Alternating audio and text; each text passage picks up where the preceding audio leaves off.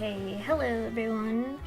Welcome to PARANORMASIGHT, the 7 Mysteries of Honjo. Let's see, where's... Mic check real quick. Okay. Now, I don't know if the sound is too quiet, so I might need to, get up and fix that later, but for now, here we are. Ah, you're here. Welcome, welcome. I have been eagerly awaiting your arrival. Allow me to introduce myself. I'm the storyteller. Pleased to make your acquaintance. I shall be your guide going forward. Now then, before we begin our story, there are several things I must bring to your attention. First, this game uses autosave. This game will automatically save at regular intervals, so you may stop playing at any time. Saving is a very important element of games. It's the only way to keep your memories in place. If you do not wish to rely on autosave alone, you can also save manually via the menu. Next, please look at the upper right of the screen. This is the menu button. From here you can check the text log, view useful files, and switch auto mode on and off. You can also adjust the brightness, volume, and other settings in the options. For instance, if there's a voice you would prefer not to hear, you can mute it by setting the voice to 0. Let's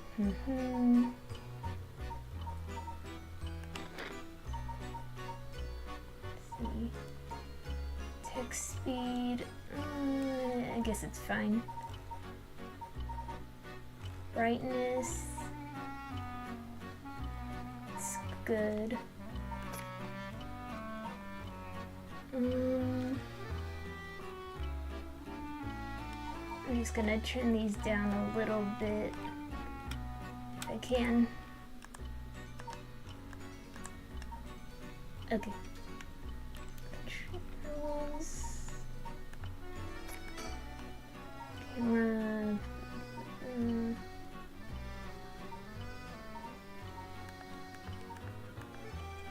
Oh my god.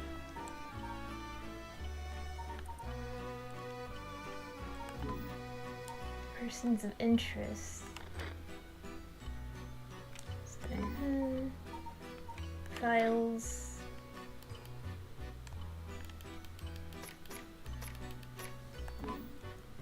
Whatever this is. Okay. I suggest you check the brightness controls and other settings now before going on. I already done it. Open updates page. How to play. Use curse.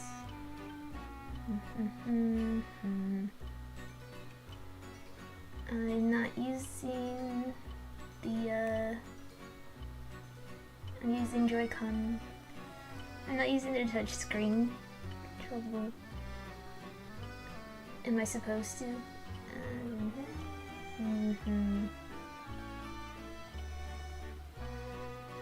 Okay, well, can I mark this? No. Play wirelessly. Okay, that doesn't help. Whatever. You can look around.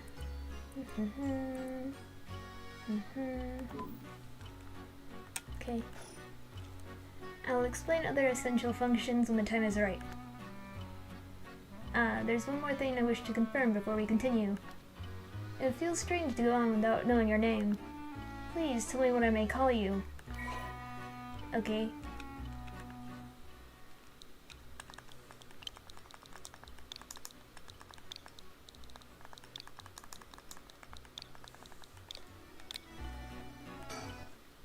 I see. Rayleigh, is it? Yes. Are you certain you wish to be called Rayleigh? Yes, sir. Oh, how rude of me. Please pardon my mistake. I was sure that's what you said, but it seems I was wrong. What came over me? Let me try again. You wish to be called Rayleigh? Yes. Hello? I see. Very good. I seem to have gotten it right this time. Alright, now that we've been properly introduced, let us begin our story. Oh my god, presented by from antiquity to present day, regardless of how society and civilization evolve, death has been a constant presence that none have ever escaped. Whether it is one's own or that of someone close, death is always a difficult thing to accept. This is an immutable reality, a value shared by all, no matter the age in which they live.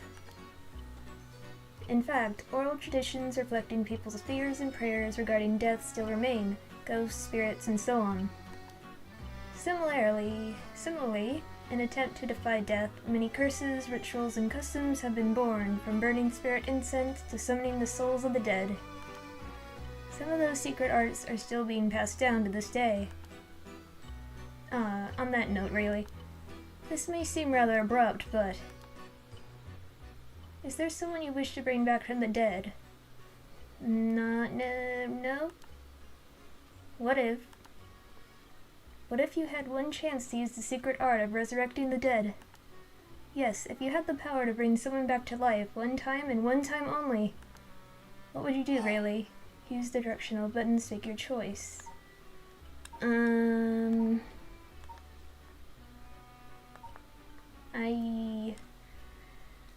Well, you know, you shouldn't bring people back to life because they're gonna be zombies.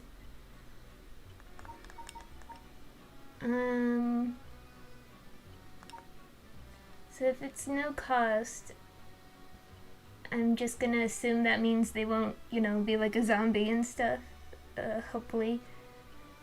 Because it's kind of vague. I don't want to sacrifice anyone. I guess I'll do this one. I see. Very interesting. Yes, that's what I thought you would say.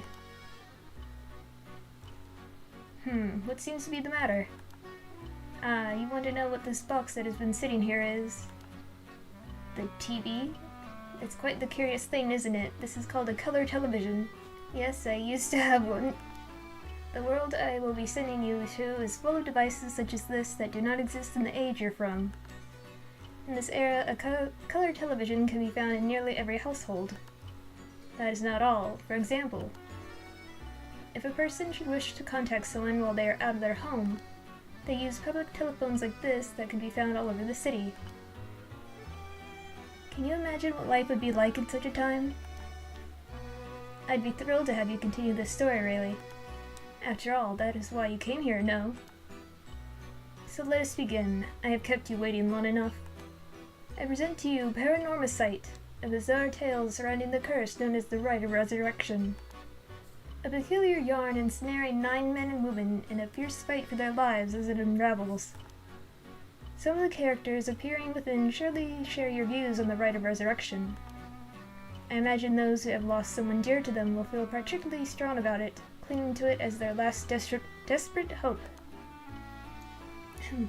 The first I shall introduce, a man named Shogo Okie is one of them. Okay. Office worker, unremarkable, Tokyo, he likes anime, pop music, yes, private university, he plays folk guitar, currently looking for a girlfriend, okay.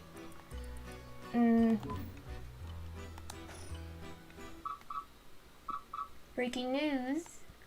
Oh, I wonder what it could be at such a time. Early this morning, the body of a drowned man was discovered at a park in Sumida City. Police have identified the body as Shogo Okie, a 25-year-old man who worked at a company in the area. As signs of a struggle were found, the Sumida police suspect foul play and have launched an investigation. Jesus. Oh, excuse me, please pay no mind to what you have just seen. Goodness, you very nearly saw something that would spoil the story. Just pretend you didn't see that. Let us turn back time a smidge and start again from there. Do you understand? You saw nothing. You know nothing. This story is a work of fiction. All locations, characters, organizations, legends, etc. that appear in this game have no relation to reality.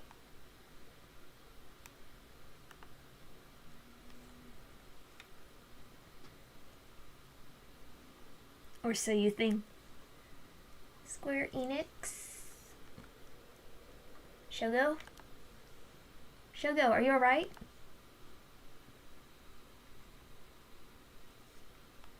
Hey, can you hear me? Huh? Hey, that's not a proper answer. Earth to Shogo, okay? What do you think you're doing, falling asleep here? You gave me quite the shock. Come on now, up with you, up! Okay, and... There! How's that, alright? Do you feel dizzy? Have a headache? Are your hair motors off balance? I'm fine, I think. There's definitely nothing wrong with my humors, though my head's still a little fuzzy. Shogo Ukie, office worker. Uh-oh, that doesn't sound good. Turn your head around a little bit to see if you can walk alright. When the game's in your control, use the right stick or swipe the screen. Okay.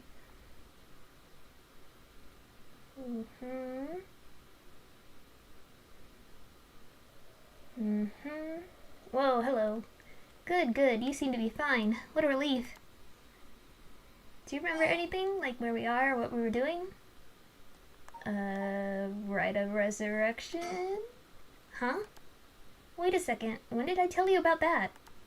I mean, I guess I must have, seeing as you know the name, but weird.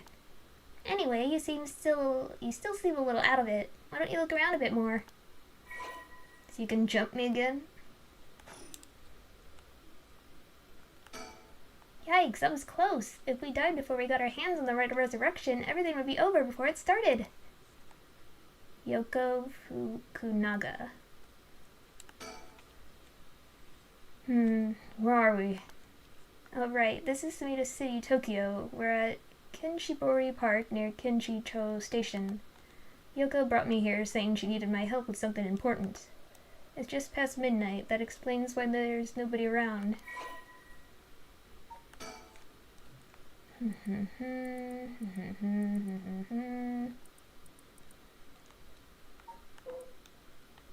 I don't think this is important. Okay. That's Yoko Fukunaga. Good, at least I can remember that much.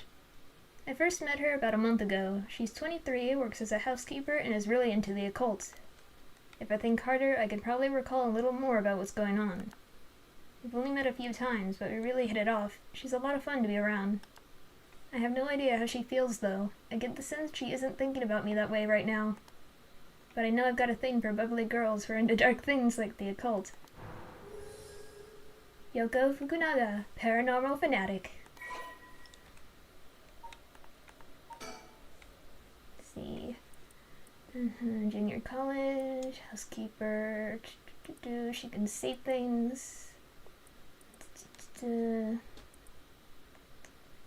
Mystery magazines. She vowed to live life true to herself, never change.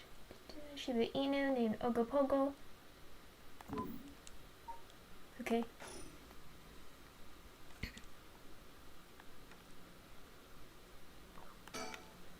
That's an interesting looking playground. I bet it's crawling with kids during the daytime, but it's kind of peaceful here at night.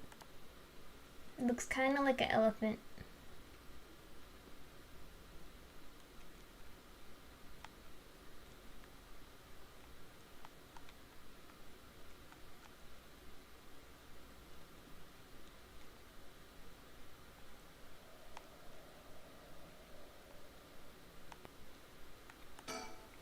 These telephone booths are all over the town. The lights are always on so they can be used in an emergency.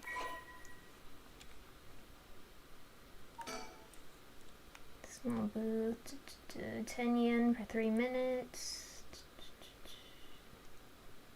Okay. I think that's everything.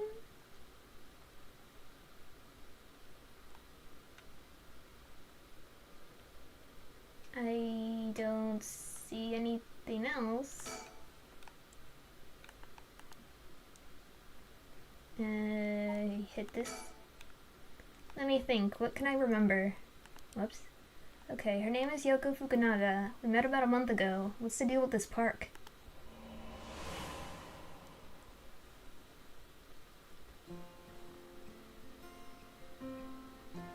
It was around noon on one of my days off. I had just finished running some errands in Kinshicho and was here taking a quick break.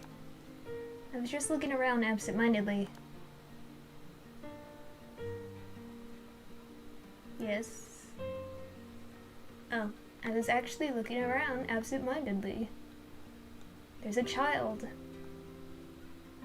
There's a parent and they're gone now. When I noticed this girl loitering about, she was digging up holes in the sandbox and searching around the playground. She seemed to be enjoying herself, talking to the animal figures and petting them on the head. My curiosity got the better of me before long, and I struck up a conversation. Hey, are you looking for something? Huh? Sorry, I must look like a total weirdo. Yeah, I guess you could say I'm looking for something. If you want, I could give you a hand. Really? I mean, that'd be a huge help, but... Are you really just a good Samaritan? Or are you after, you know, something else? Huh? I'm a good Samaritan. Oh wow, my hero! People like you really do exist. I think I might cry. Okay, I guess I'll let you help me. Be warned, you might regret what you've gotten yourself into. No worries. What are you looking for anyway? Did you lose a bracelet or something? Not exactly. I'm searching for one of the 7 mysteries. Supposedly, this is the location of the Whispering Canal. The what? Now I've done it. I bet you think I'm some kind of lunatic. The 7 mysteries of Honjo. Do you know about it? I figured I figured everyone around here would have at least heard of it, but I guess not.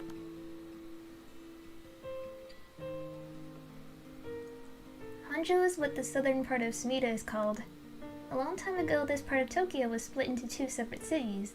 The north part was Mukojima, and the south part was Honjo. Huh. Am I boring you? Well, I'm not a local or anything. I just work around here. Oh, then no wonder you didn't know. Well, the 7 Mysteries of Honjo is a legend dating all the way back to the Edo period. Really? It's that old? That's like over 200 years ago. Oh, I've got your attention after all. I just assumed it was one of those fake stories made up to chase the occult craze. I don't blame you. A lot of the popular stories going around are pretty fishy. But the 7 Mysteries of Honjo are different, because they're all true. They're true? That's what I said, they're the real deal.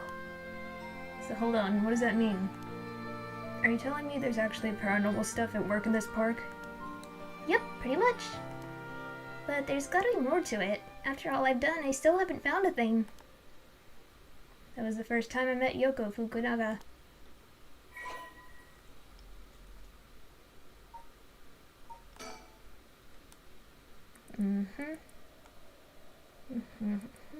Great fire.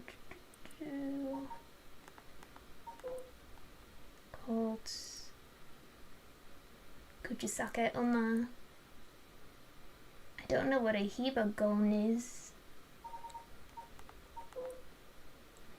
Shibori.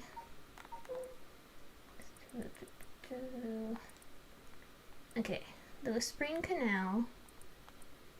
The Fool's Procession, the Beckoning Light, the Haunting Clappers, the Evergreen Beach, the Taiko of Sugaru, the Foot-Washing Mansion, the One-Sided Reed, and the Ever-Burning Lantern.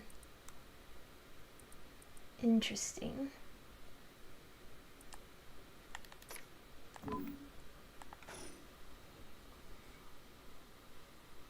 It's okay. Not much has really happened. We exchanged contact information and we talked on the phone a few times since. We've even met in person once or twice.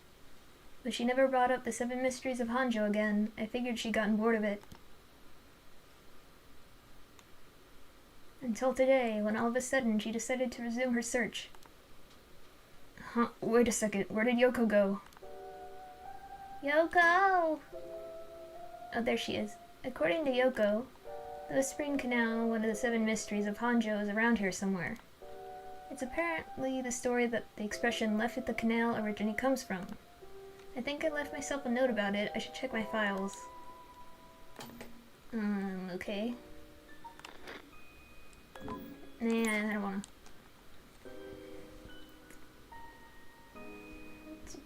This is like the beginning, just kinda learning how to play.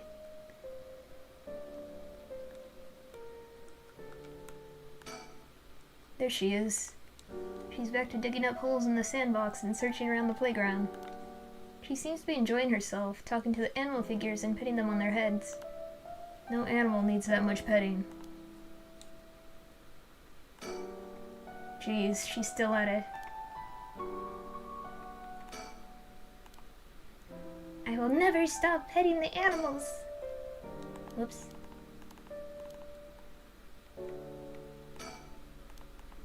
Yep, she's still at it.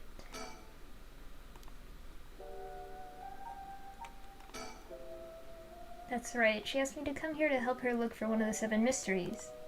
Actually, I think I did some research into the 7 mysteries of Honjo. I can't remember all too well, I should check my files.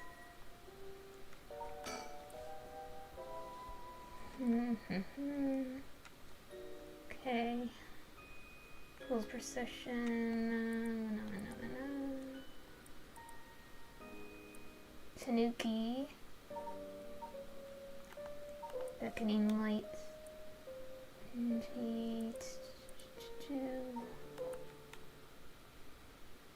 Hunting clappers. Clap, clap, clack.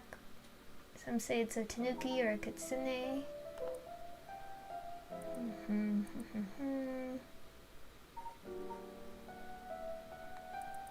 Just a tree. Taiko.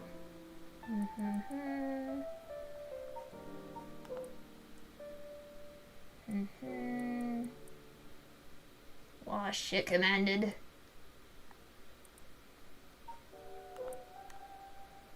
Unsighted read.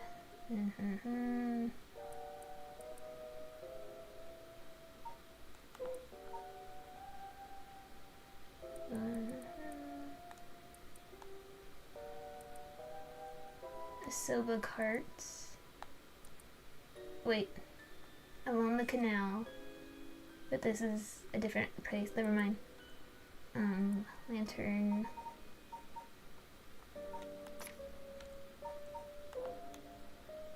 Okay, Whispering Canal, formerly known as Kinshibori. Many fishermen once gathered on the section of the canal that ran through Honjo. As their days came to a close and the fishermen gathered up their catches, a terrifying voice would rise up from the canal whispering, "Leave it behind, leave it behind." Those who ignored the voice found themselves unable to move and their previously full baskets of fish emptied. They would then be dragged into the canal, never to return. This strange phenomenon continued to occur, and the people began to call this body of water the Whispering Canal.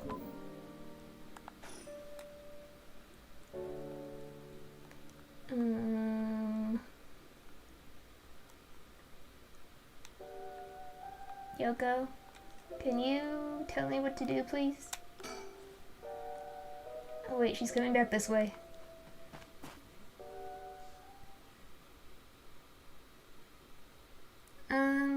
Nothing too scary has happened. A few, like, little jump scares, but no. Also, thank you, Jeremy. Hey, what was that just now? Huh? Didn't you hear that?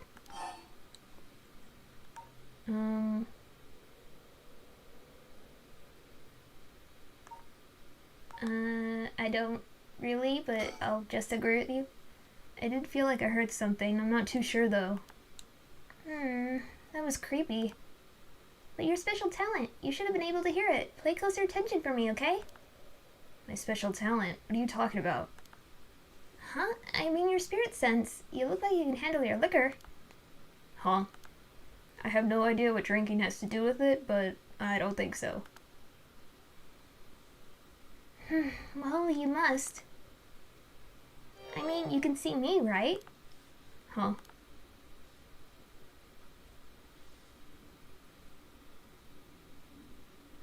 Shogo, okay, 1 a.m. Kinshibori Park.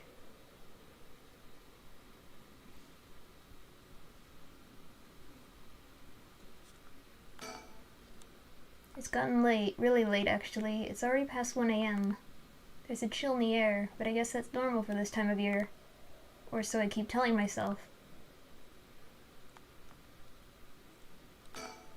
That's an interesting looking playground. Bet it's crawling with kids during the day.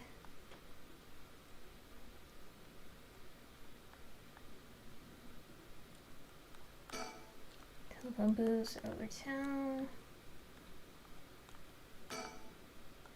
I don't know how she's so comfortable talking about spirits and the paranormal at this time of night. Either she's got guts or she's just used to it, unless... no, it can't be. Or is it? Wait, you're kidding, right? About what? I mean, just now.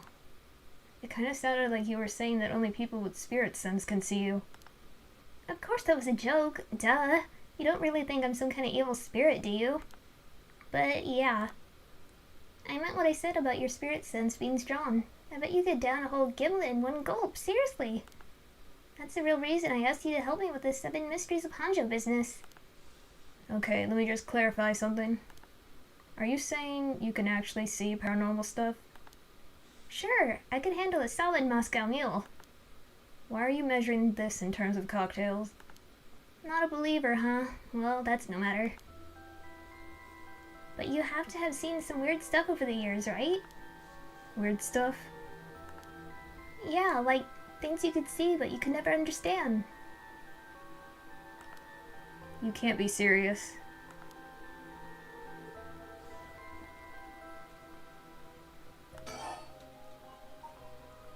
About spirit sense.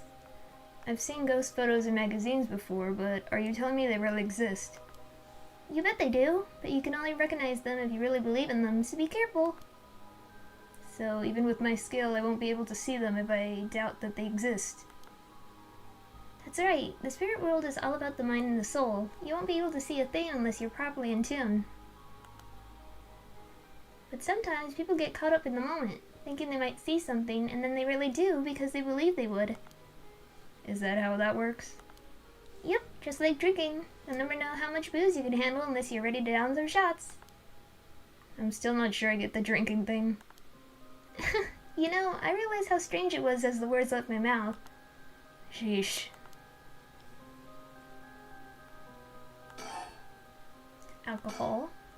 Totally unrelated, but do you actually drink real alcohol, I mean? Whoa, talk about whiplash. I didn't expect you to start making small talk. Well, our conversation was getting a bit dark. I figured a change of topic might lighten things up. Oh, I see. If you really want to know. I like to think I could handle a few drinks. But to tell you the truth, I never actually had a Moscow Mule. Really now? I just thought it sounded cool. I'd like to try it though. Why don't we go for a drink sometime then? Ooh, are you asking me out? No, you're just being a good Samaritan, right? No, that's not what I meant. I'm just kidding. Yeah, I'd be up for that. But only if we find one of the 7 mysteries. Alright, then let's get to work.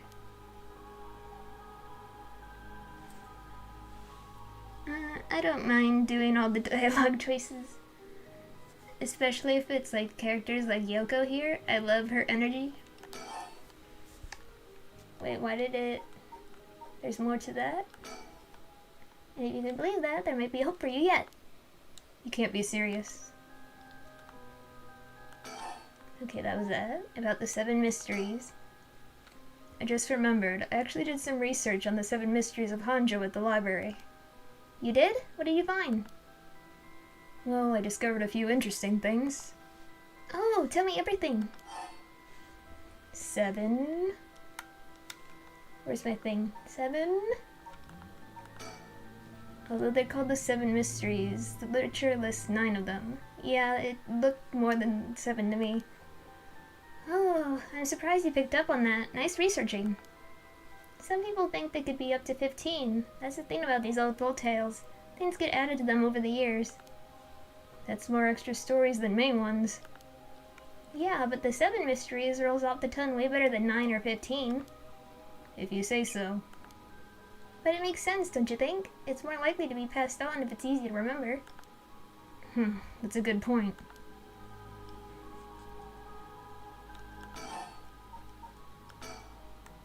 About the 7 mysteries. So I read some of the stories and none of them were, well, scary. I thought these were supposed to be ghost stories. That's true. They're more like a collection of superstitions, really. But there are some pretty disturbing ones in the mix. Yeah, like the one that's supposed to take place here, the Whispering Canal. People who fish in this canal would hear a voice calling out, saying, "Leave it." They had to abandon their catch or the canal would take it. Right. Is that what you're expecting to find here in this park? Not quite. We're talking about a folktale from hundreds of years ago. After centuries of the telephone game, who knows if it's anything like the original story? So basically, you think the true story of the Whispering Canal might be completely different from what we know?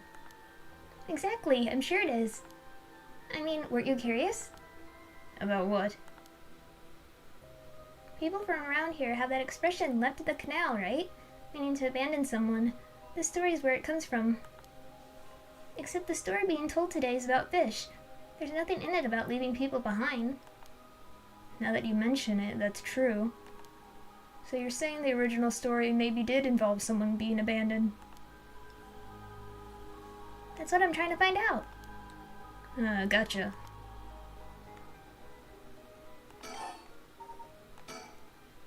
By the way, were we talking about the Rite of Resurrection? Oh, your memory's as strong as your tolerance. I'm gonna start calling you Martini Man Shogo. I'm really climbing up the drinks menu, huh? So you know about it, huh? The Rite of Resurrection? The Rite of Resurrection? A magazine ran a feature on it recently that got practically everyone talking about it. Really? Maybe that's where I heard about it. Still, I don't know. It seems a little too far-fetched to be true. So, the Rite of Resurrection. It's the forbidden art of bringing the dead back to life, concocted by a famous Honjo from an ancient age. Rumor has it an old manuscript containing actual concrete details about the rite was recently discovered. This rumor comes from a presentation given by a local historian, Hideki Araishi, at an academic conference.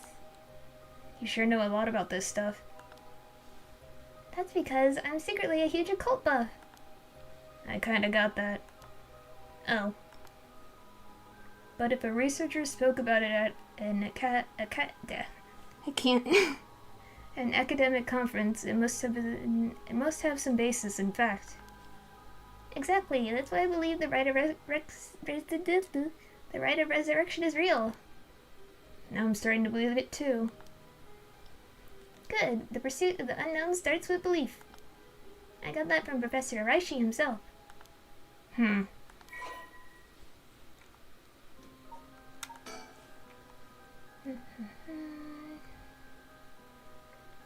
Okay. Wait, hang on, I've got another question. Huh? You mentioned the Rite of Resurrection. Are you looking for that too? Does it have something to do with the 7 mysteries of Honjo? Ooh, you're sharp. I could cut my finger on you. To tell the truth, it's actually the other way around. What do you mean? Well, I started off searching for the Rite of Resurrection. Why is this word so hard to say? Oh. Well, I'll do that later. But along the way, I realized that I needed to investigate the 7 mysteries of Honjo first. I see, so then... What's that got to do with mysteries? So about the connection between this rite and the 7 mysteries. Putting together everything we talked about. My guess is that the original stories behind the 7 mysteries, the true stories, are the key to finding the Rite of Resurrection. And that's why you're here searching for one of them. Do I have that right? Wow, 10 out of 10! You're proving to be quite the capable assistant. Wait, since when was I your assistant? Anyway, this is all just hearsay, but some say that what led to the 7 mysteries coming to be was the rite of resurrection itself. Huh. Don't the stories come from the Edo period? I thought the rite of resurrection was supposed to be way older than that. Right, it seems that an onmyoji from the Edo period rediscovered the ancient art. That old manuscript I mentioned with all the details on how to use the rite, apparently it was written in the Edo period. Oh right, I never told you its name. The manuscript is called the Record of Fates. Well, what a name. And it speculates that the secret of the rite is hidden within the 7 mysteries of Honjo. So now, the 7 mysteries are the hot new trend. Among who? You know, this whole thing's starting to sound pretty questionable. Come on, remember what I said about the pursuit of the unknown? It starts with belief, right?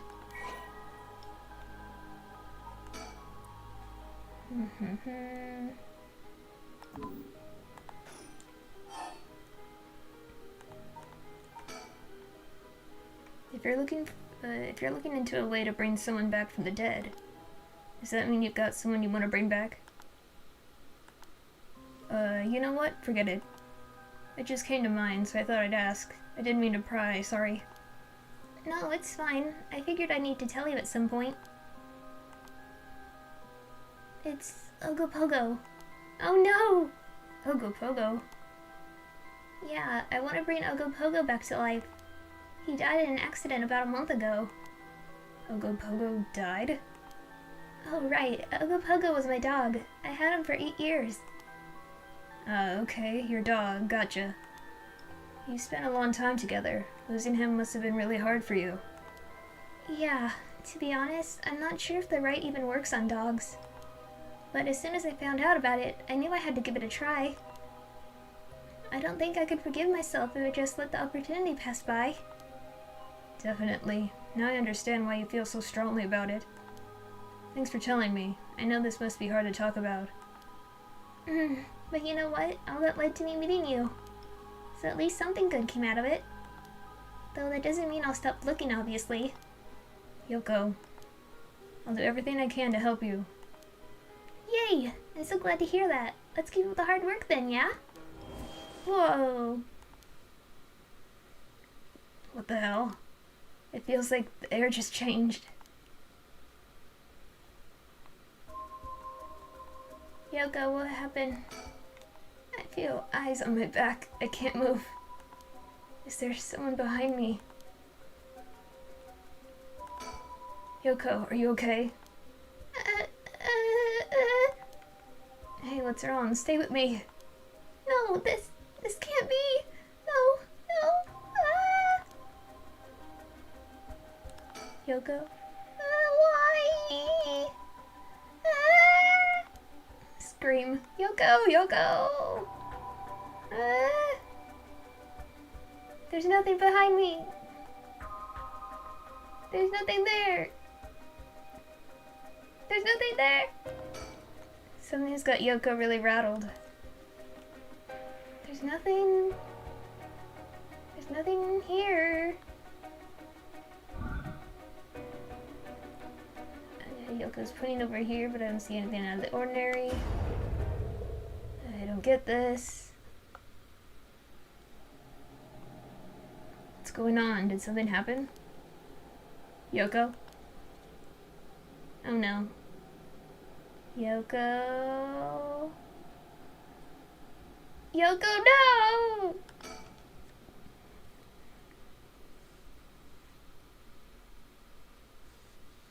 Yoko! God damn it! Can I bring her back to life? Uh-huh.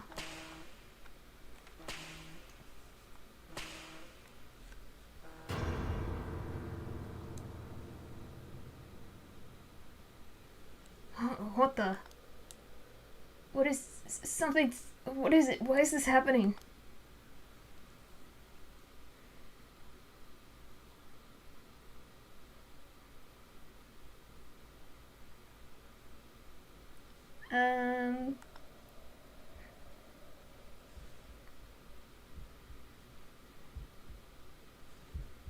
Wait. Yoko, answer me. Yoko? No way, it can't be. Why? Why? Yoko? Oh, hello. Ah! What the hell just happened? No, damn it, I've got bigger problems. Yoko, just hold on. Everything's gonna be okay. Oh god, she's not breathing. She's cold. I don't feel a pulse. This can't be happening. Okay. An ambulance. Right, I've gotta call an ambulance. I need a phone.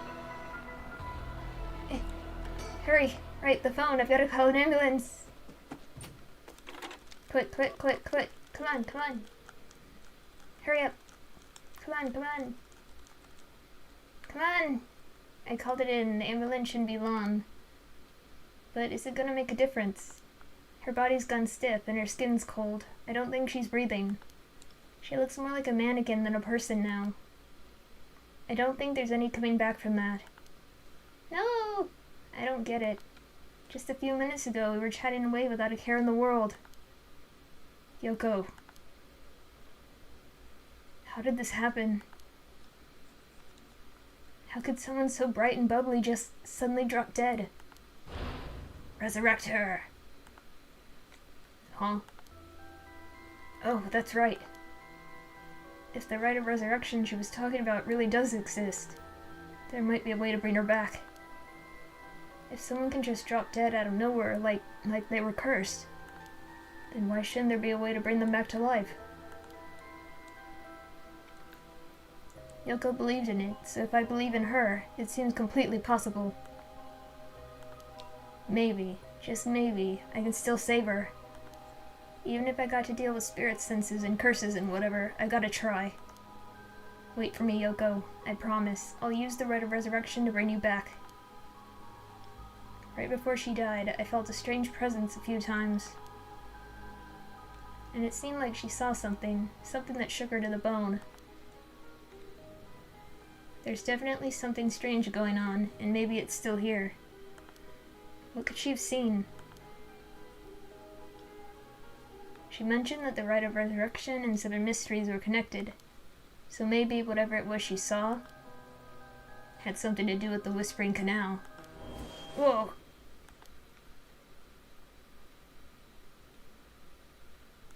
Damn it, that presence again. It must be around here somewhere, but where? What is that? There's something on the ground. Did Yoko drop this? No, don't pick it up! I didn't notice it till now, but there's a small wooden sculpture by her side. It's 3 or 4 centimeters tall. It looks like it could be a keychain, but from how rotted it is, it's way too old for that. Despite how tiny it is, I feel an almost palpable malice radiating from it. What the hell is this thing?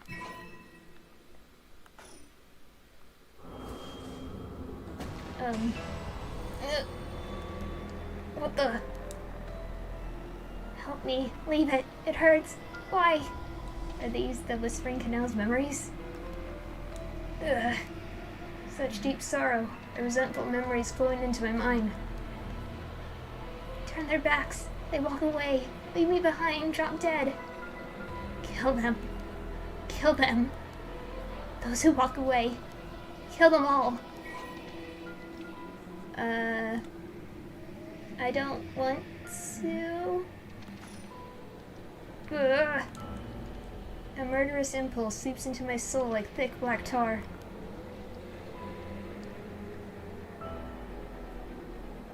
Now. Kill.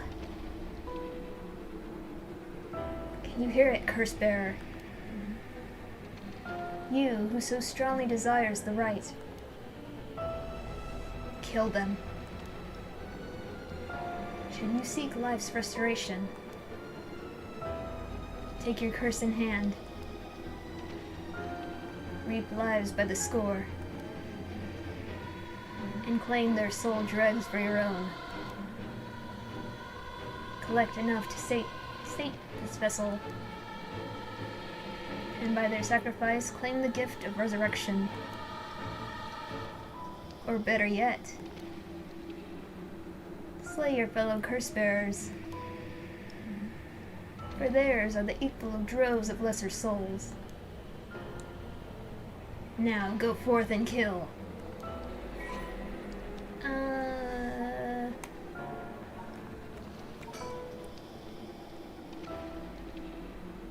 Leave it behind, leave it behind. Kill by drowning one who leaves the curse. Toki loved fishing with her father Jinkichi more than anything. With their wicker baskets on their backs, they would leave for the canal every morning and fish till the evening. The miso soup her mother Koma made using the carp they caught was to die for. Literally. Her parents loved her dearly. One day, however, her father disappeared. Toki's mother went to look for him and never came back either. Those who came to express their concern eventually stopped visiting her out of fear. Toki continued to wait, all alone. Mother, father, where did you go? Don't leave me behind. Unable to bear the loneliness, she left her home and trudged along the roads until night fell. Neither her mother nor father were anywhere to be found. Tears stung her eyes. Suddenly, the sound of fish splashing in the water cut through the silence. She found herself standing before the canal where they used to fish together. The taste of carp and the memory of her father's smile flashed across her mind. Without thinking, Toki walked into the moat. The sound of water splashing echoed throughout the night air. Passers-by thought of it only as the fish in the canal. The splashing faded, and silence returned to the lonely night. Curses. And let's take the same shape. Consciousness, curses. Curse echoes. Curse.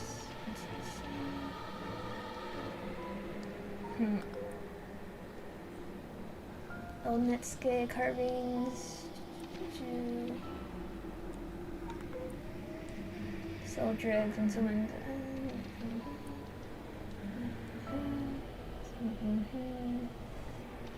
Fire depends on the person being resurrected.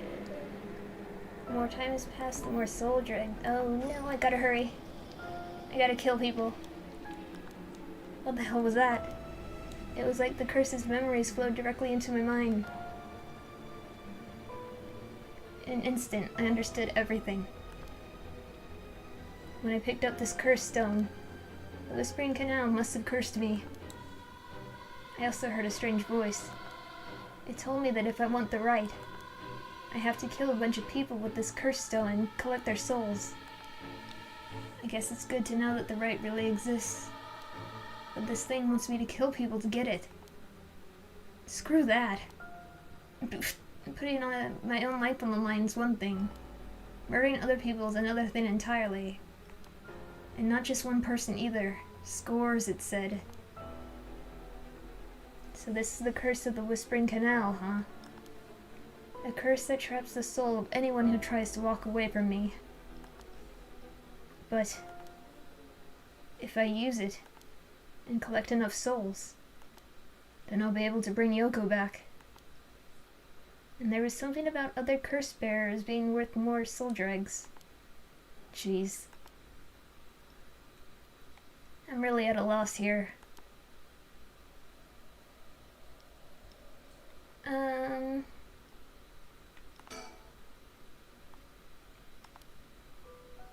Of course, I don't know how it took me so long to realize.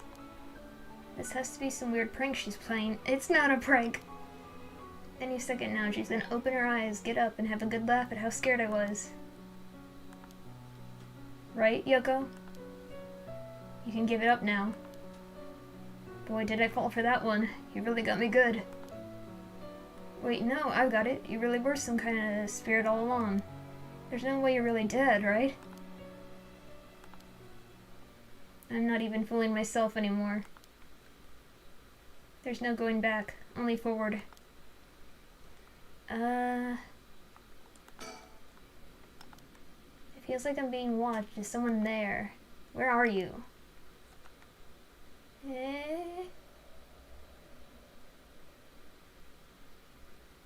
Hello? Now that I look closer, is there someone there?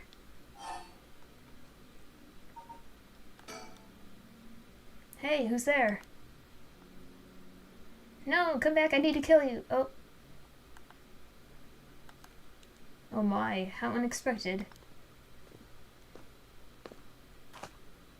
It was your curse that killed the poor woman, I take it. What? Cat got your ton, Mr. Okie? Huh?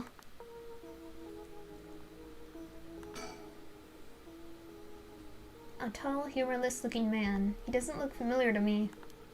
He's acting like he knows me, though. Have we met somewhere before?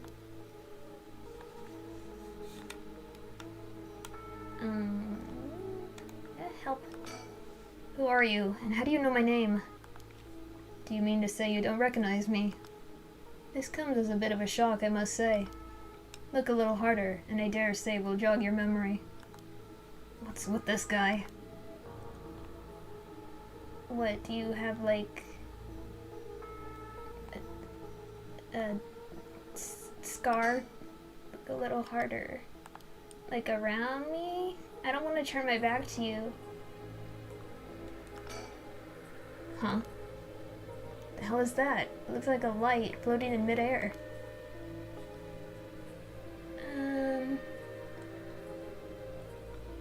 Oh no, it's got closer.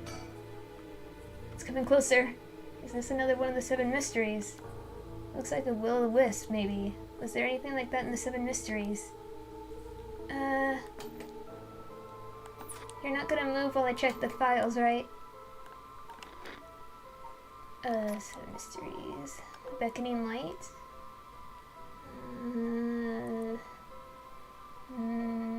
No, I don't think...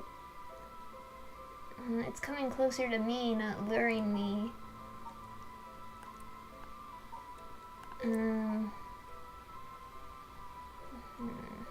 No?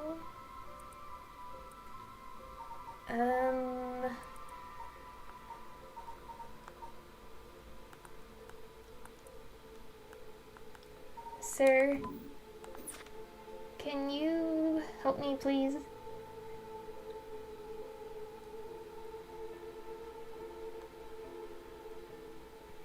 Sir. Sir. No, don't talk. Don't.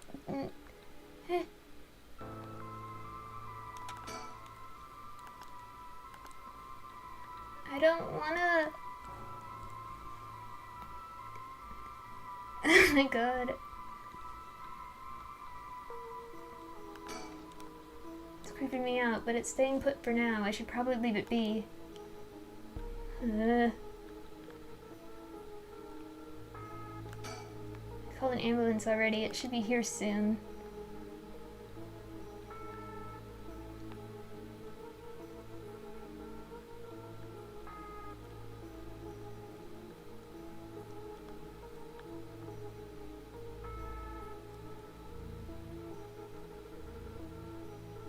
Okay, well, it's not moving anymore.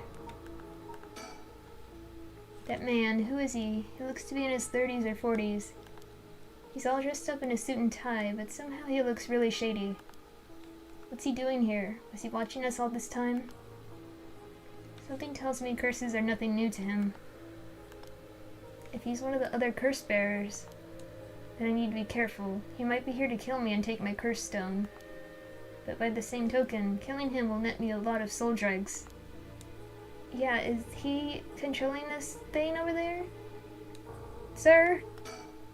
I still don't have a clue who you are. How do you know me? Have we met? Dear me, it's always humbling to find that one is not as well known as one believes. Perhaps my name will help you remember. I'm Takumi Yumioka. Takumi Yumioka? Does that ring any bells? I think I've heard that name somewhere before, maybe. So you do not even know my name. How disappointing. Disappointing, but fortuitous. Takumi Yumioka, mysterious stranger.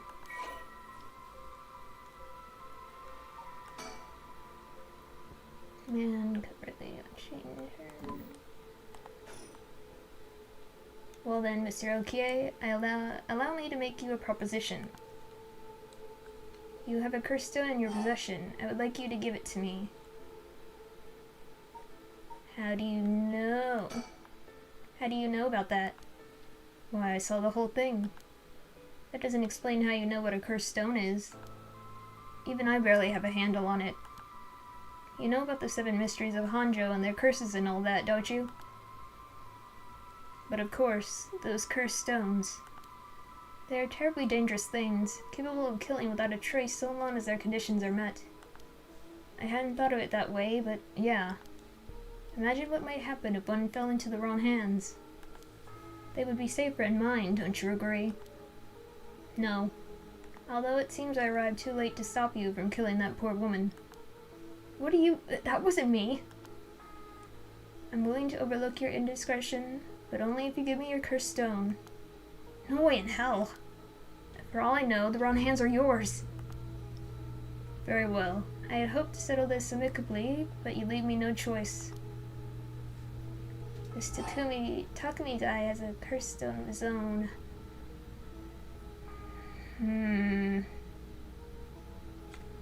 He has to have one, right? He has to. At least it'd be safer to assume so. It would explain how he knows so damn much. So he can kill me instantly as long as he fulfills the stone's conditions. Until I know what those conditions are, I can't make any sudden moves. I have to keep him talking, learn what I can, and figure out a way to get my curse out first. How can I get him to leave me behind? Though it would be a waste not to take this chance to find out about the other curse bearers.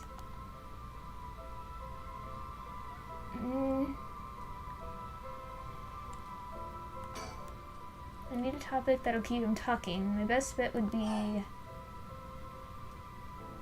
the light, maybe?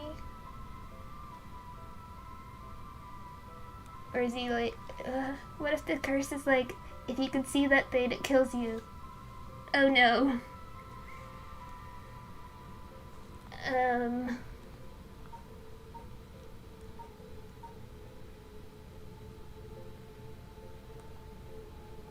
Yoko? Himself? Yoko. How do I know it wasn't you who killed Yoko with your curse? Mr. Okie, if you're hoping to trick me into revealing whether I possess a cursed stone, I assure you, you cannot. It's your curse that was responsible, Mr. Okie, no matter what you might tell yourself. That doesn't make sense. I only found this after Yoko died. Oh. Don't play dumb. I know you're the one who did this. Whether you choose to believe me is your prerogative, but you are mistaken. But you should know that multiple curses awakened at once at the stroke of midnight. There are many other curses in Honjo, and many other curse bearers. Is it not premature of you to assume that I am the one responsible? Wait, so you're saying that at midnight a bunch of people became curse bearers? There's no point in continuing this conversation. For all I know, he could be telling me anything.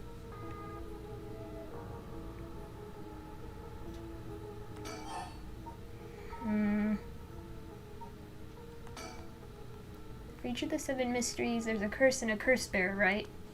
Do you know who any of the others are? And what would you do with that information? Your intentions are nothing untoward, I hope. It is in the hearts of the selfish and insipid, of those who would be most tempted by the right of resurrection, that the curses take root. And a curse's resentful memories impart a powerful urge to kill, as I am certain you are aware. You are a victim of circumstance, Mr. Okie, but your situation is exceedingly dangerous. You must relinquish your cursed stone for your own benefit before it's too late. Too late? It's already too late. There's no going back. All I can do is keep pressing forward. And if you're gonna stand in my way, then I'll have to stop you. Am I to take that as a threat, Mr. Okie? I would encourage you to exercise more discretion before you fall foul of a curse.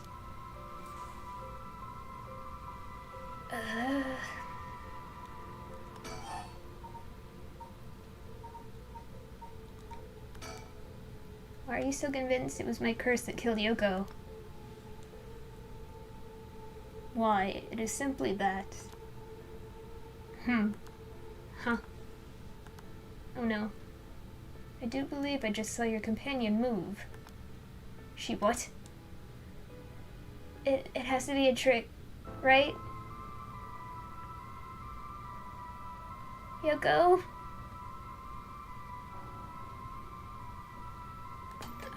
Hold on.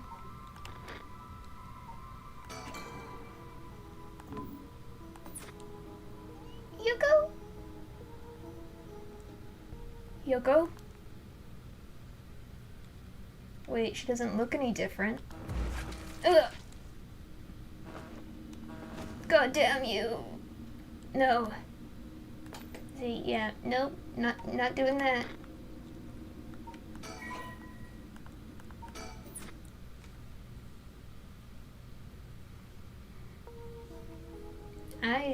Nope.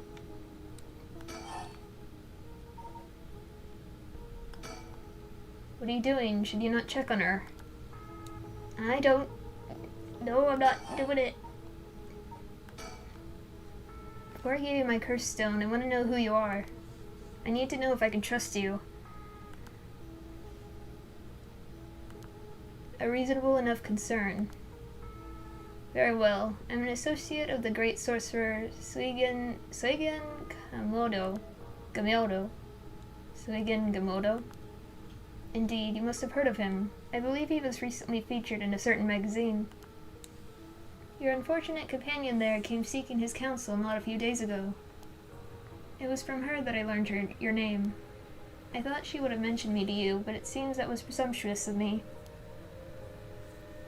And when did this happen? Why, just 2 or 3 days ago.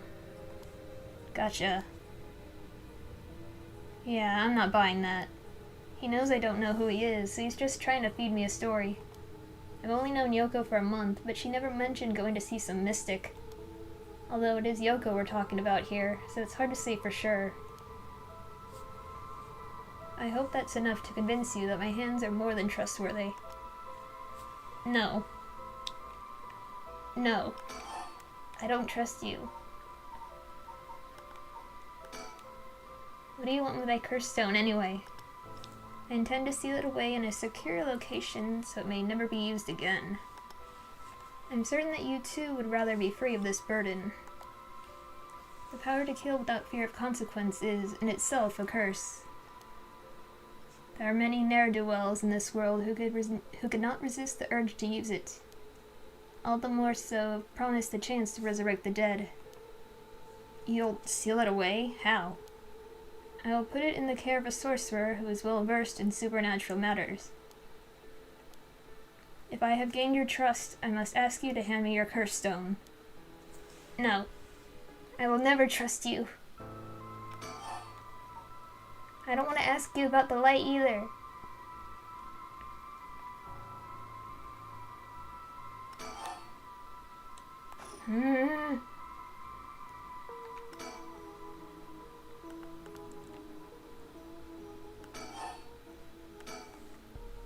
What's up with that weird ball of light? Is that your curse? Whatever do you mean? I'm afraid I see no such thing. Huh? But it's right— No! Don't turn your back! It's gone! It was right there! I see. It seems you have become the mark of another curse bearer. What did you do to me? What?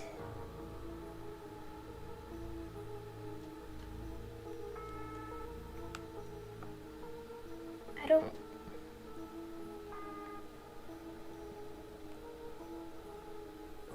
Yoko, this better not be you. Yoko? Wait, she doesn't look any different.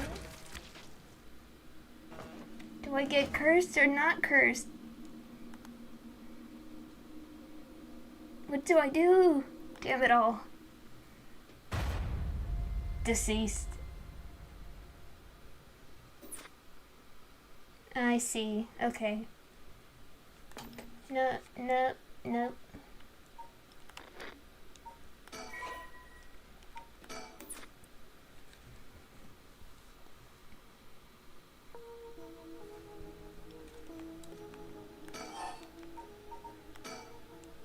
Blah blah blah blah blah.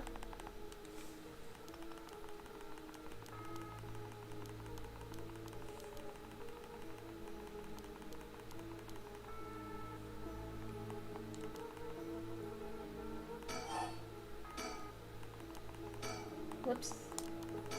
Whoops again. I'm not asking about the lights. I'm not doing it.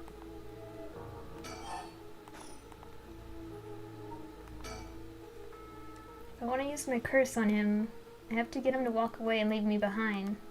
Now what would convince him to do that? Scenario 1, he does what he came here to do. Scenario 2, he suddenly needs to be somewhere else.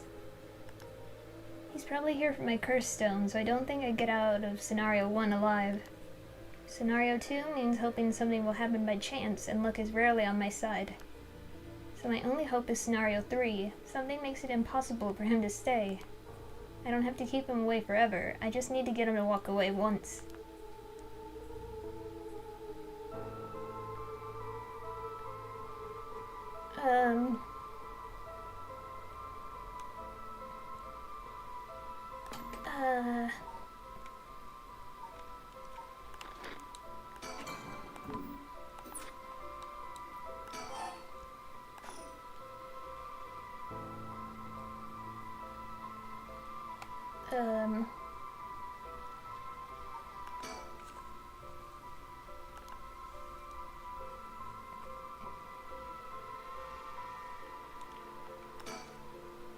It's creeping me out.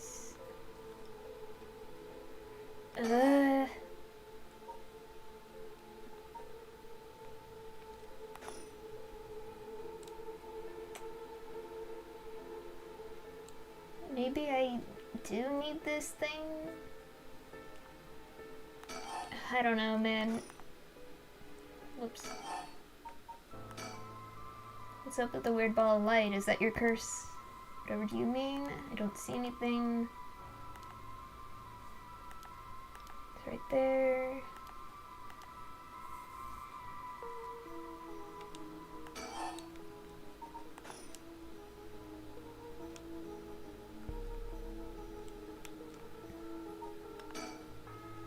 Don't have to keep him away.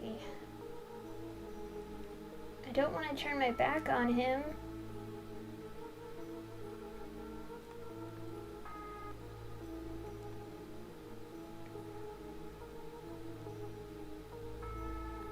With that, like, fireball thing, can I control light or something? Can I make him turn around? Can I explode the light?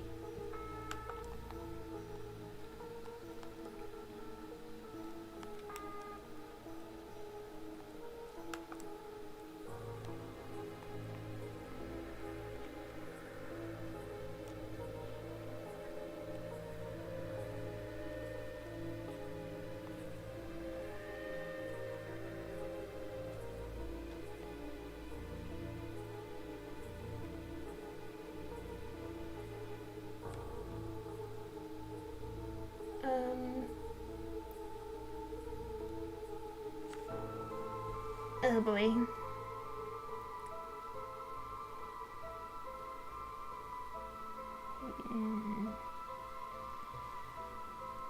What could make someone leave?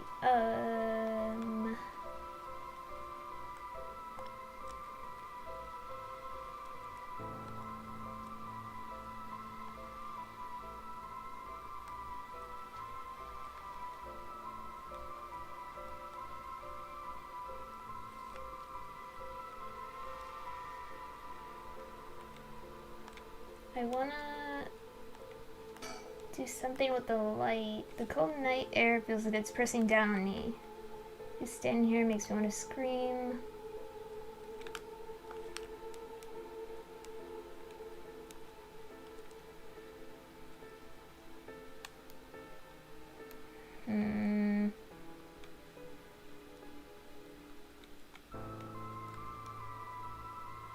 Can I control this? No.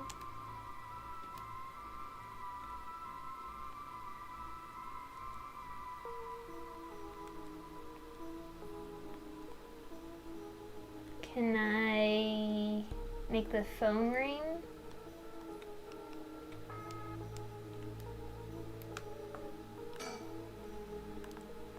No.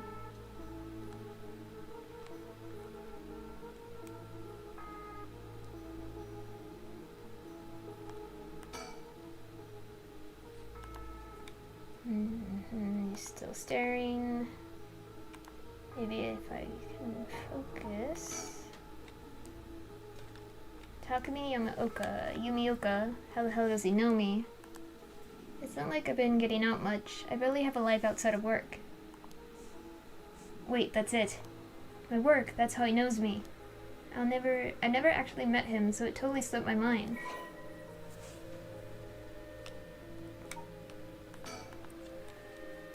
Curse Echo.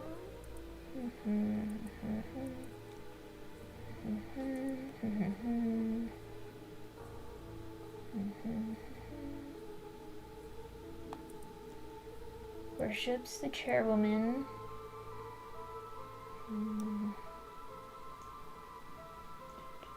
He knows the names and faces of everyone. He knows everyone's names. Okay. Suigen Gamodo my ass. This guy thinks he can sell me anything. But I don't know if having figured that out helps me much right now.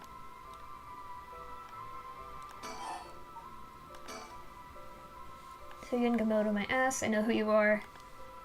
You work at Hihaku Soaps just like me. You're the chairwoman's secretary. Well, that took you long enough. I'm sorry. Your lack of company loyalty is frankly astounding. Allow me to reiterate my request then, not as a stranger, but as your superior. So then, should I go back and not have the light do whatever it did?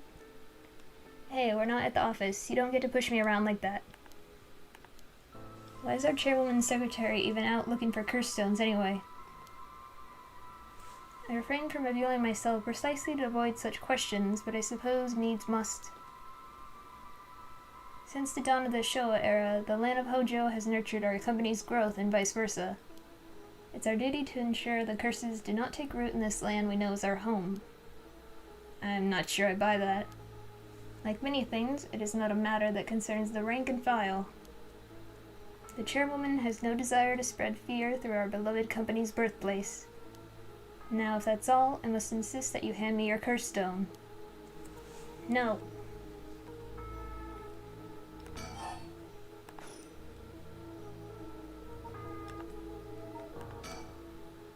I don't have to keep him away. Wait, I've got it. I know how I can convince him to leave.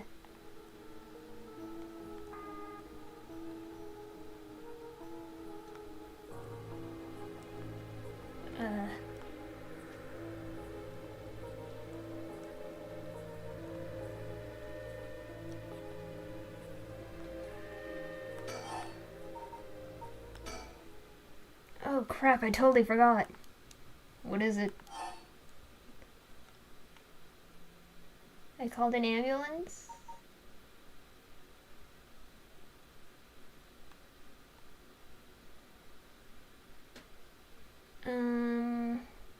I called an ambulance. Oh right, I forgot to mention, I called an ambulance.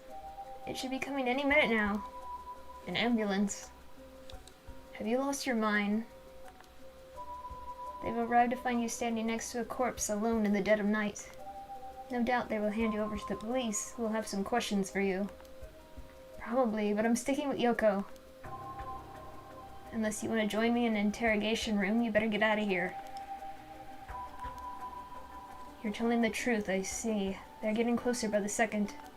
I cannot afford to be waylaid at the juncture. I fear I must take my leave.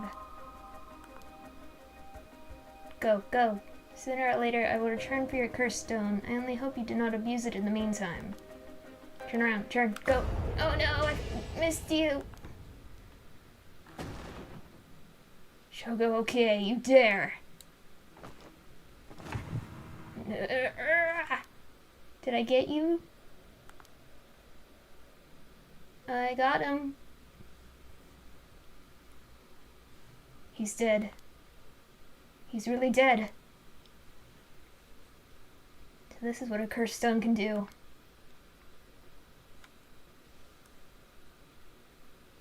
Whoa. 1%.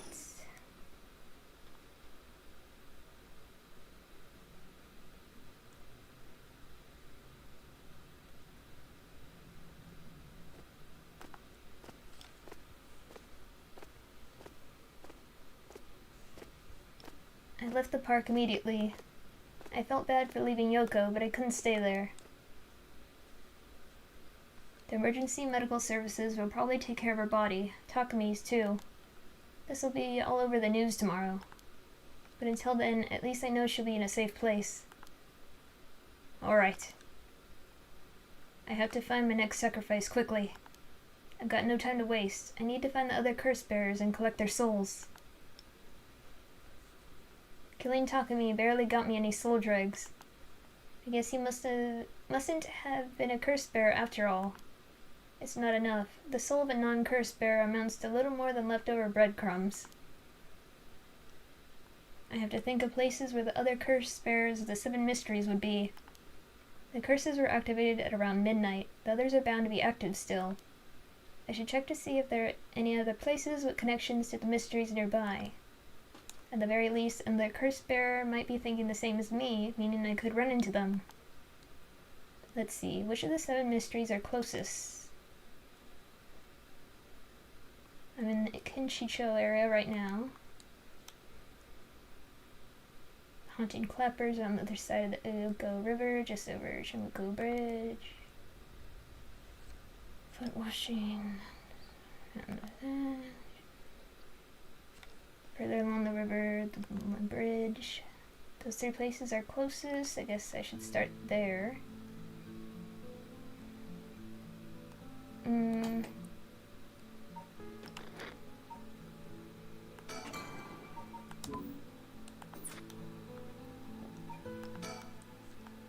I'll collect the other curse bearers' souls before dawn and bring Yoko back to life.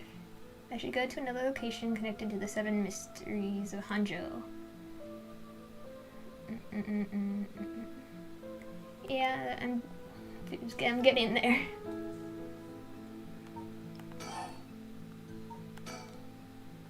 The Cursed Stone of the Whispering Canal, one of the 7 mysteries, 1%.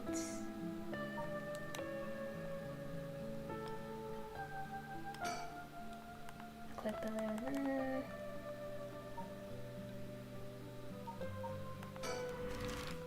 Let's go...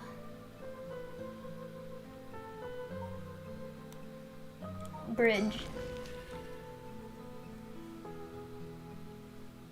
Shimoku Bridge area. The Shimoku Bridge is supposedly where the bell from the Haunting Clapper store used to be. I wandered around here for a while, but I didn't see anything interesting. The only thing I found was what looked like a 100 yen lighter someone threw away. I don't know if curses are vulnerable to fire, but maybe I'll find a use for it.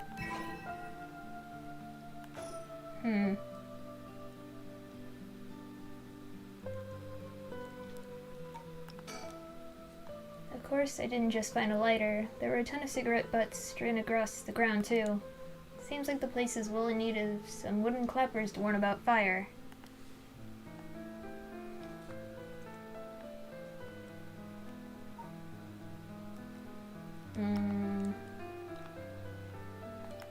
And I can't look around.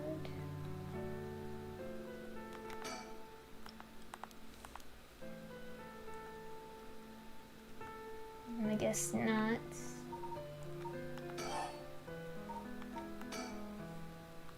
A cheap lighter I found lying around. It barely has any lighter fluid left.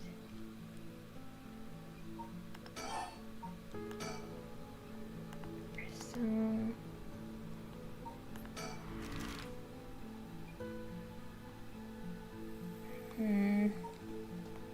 Go here. South Warigesui streets. Both the foot-washing mansion and the ever-burning lantern are from this area.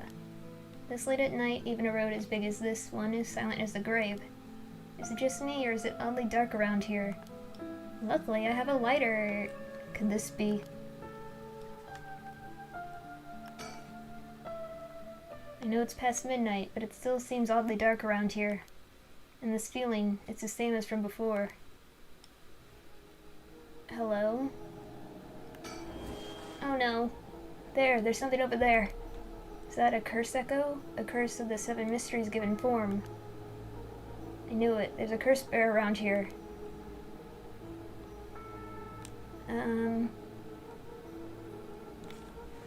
Maybe they want me to use the lighter. Is that curse echo what's causing this darkness? Doesn't seem hostile. Is it trying to tell me to come closer? What should I do?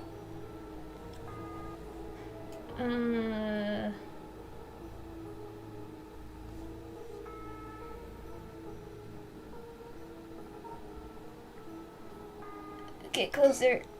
Nothing's gonna happen if I just sit and wait. Let's check it out.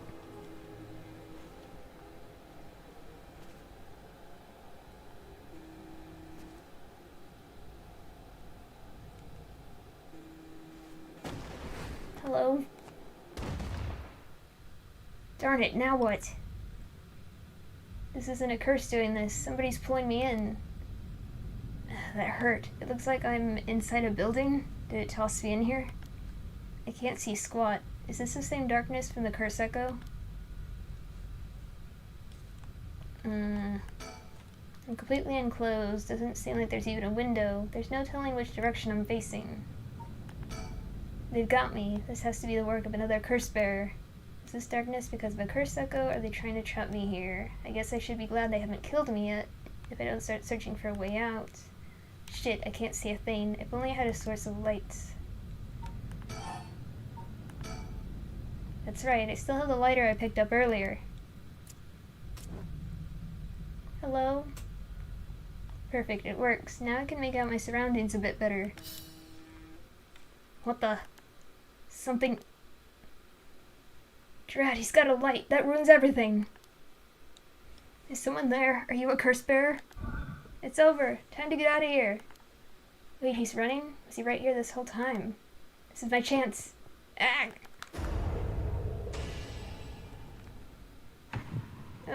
What the? Why?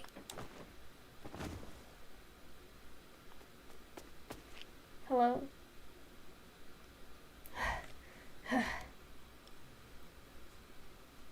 That was a close one. I didn't catch a glimpse of the curse bearer, but it seems like I'm alright. Ooh, nice! His curse must have had something to do with light and darkness. My guess would be the ever-burning lantern. So there's a connection between the 7 mysteries and the way their curses work. That might be useful to know. I see.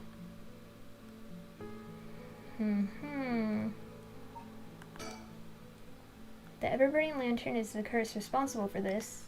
I guess maybe its condition is something about me being in total darkness. It's a good thing I had this lighter. It seems to have saved me.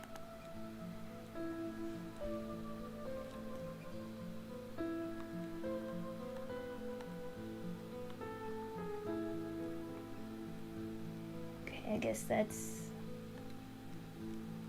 everything. So what's the bridge thing again?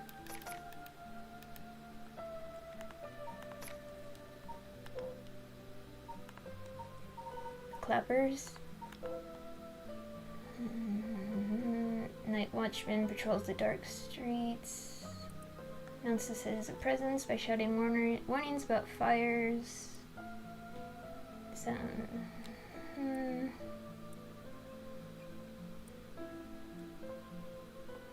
Someone who lost their life in a terrible fire.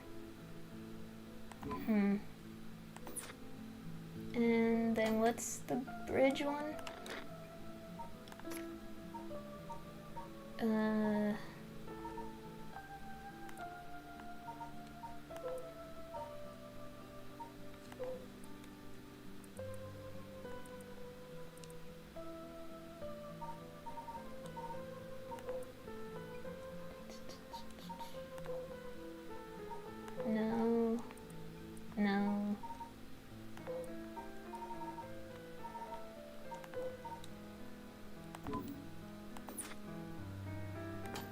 Honjo Bridge.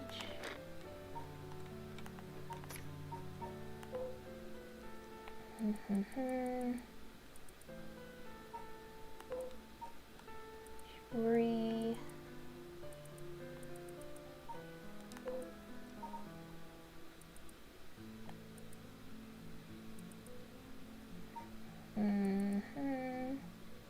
It's near here, I guess.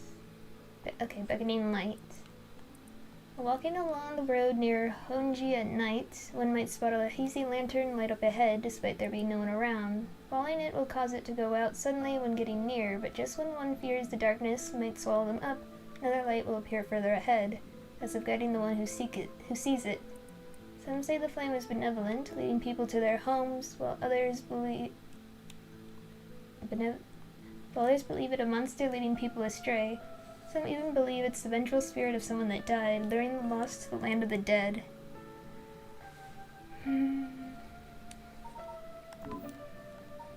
I don't know, I guess I'll make a save.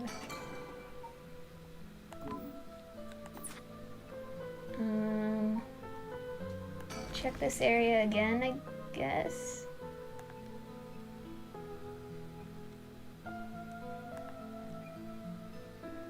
Doesn't seem like I'll make any more progress investigating haunted clappers. Alright then.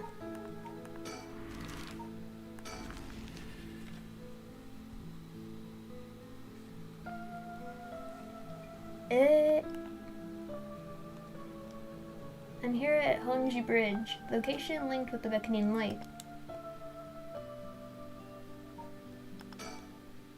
The beckoning light should be around here somewhere. Honjo Bridge has a pretty unusual structure. The ends are stone, but the middle is steel. The Yoko River beneath it is actually a canal that was dug during the Edo period. The other side is an industrial district, and further down from the bridge is the temple from which it gets its name.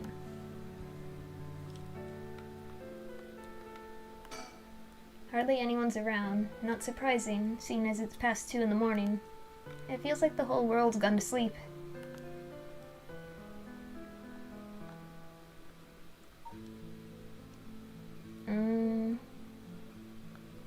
I don't think I have much of a choice.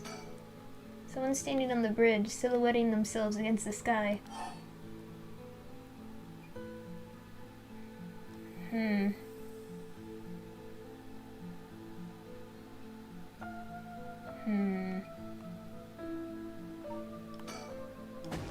Oh my god, hello. Wait, fine, I'll go first. Whoa.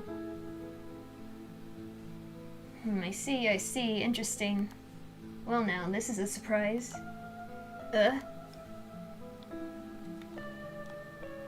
Who are you? If you got the wrong guy, just say so.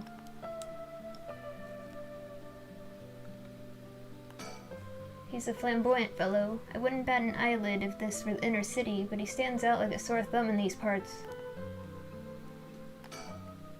Come now, it won't hurt to at least tell me your name. Is telling you my name your curse? What are you doing here? Very good, you shouldn't give up your name so easily, especially not to strangers. Gone is the age when might made right. Nowadays, it's information that rules the world. You do well to remember that. You're the one who asked. Your name, your address, your phone number, your age, your occupation, your personal information is much more valuable than you might think. You should treat those things with care. So I guess you don't plan on telling me anything either then. You can call me Richter Kai, private detective. But didn't you just say not to? Never mind. You say you're a detective? That's correct. I'm a man who deals in secrets. Don't expect me to share any more information with you, though. I only told you so that we could have an understanding. Richter Kai, private detective.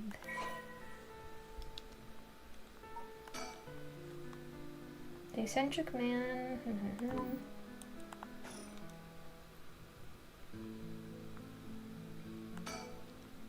What's a detective doing around here?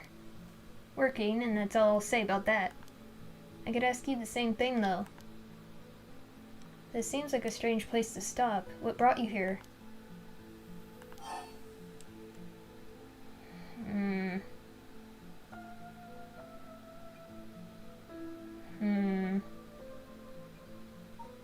Why should I tell you? I see. Clearly you didn't stop here just for the chance to talk to me. Which begs the question, what did you expect to find here? Maybe this bridge simply appeals to you. But then, why would you go out of your way to drop by in the middle of the night?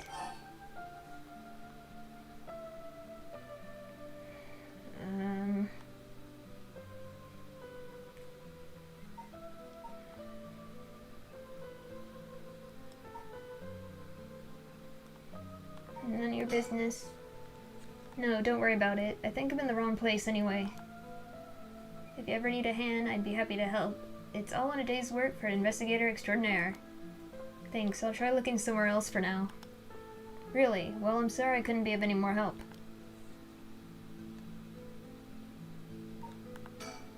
It doesn't seem like he has anything to do with the curse bearers. I should move on. If he's been here for as long as he says, there's a good chance he's seen something. But I don't think it's worth asking. He seems like all kinds of trouble.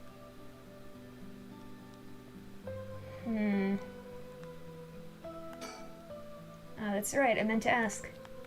Do you have a light on you? A light? You mean for cigarettes? Well, I've got this cheap one I picked up, but that's it. Oh no, this'll do nicely. Are you sure?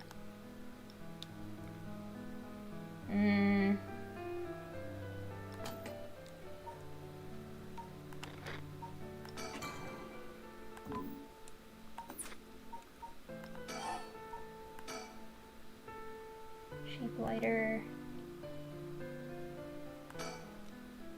Anyway, I should get back to work. Once you're gone, of course. Is there a reason I can't be here? Of course, my work is top secret. I don't want to, like, turn around. Do you want the lighter or what?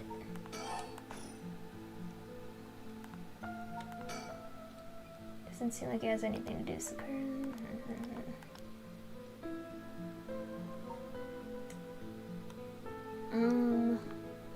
Guess I'll leave then.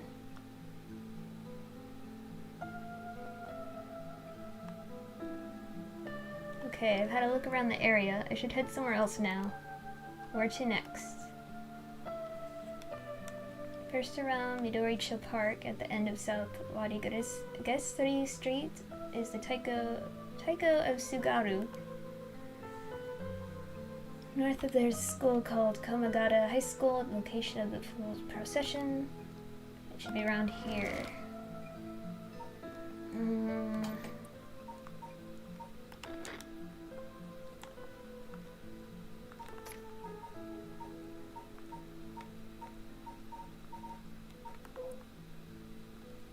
Daimo, almost 8-meter tall tower that's heard as a lookout for fires.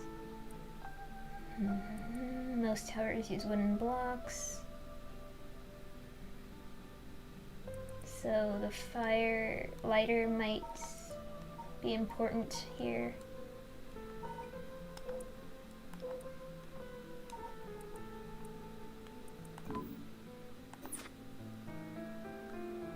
And then high school.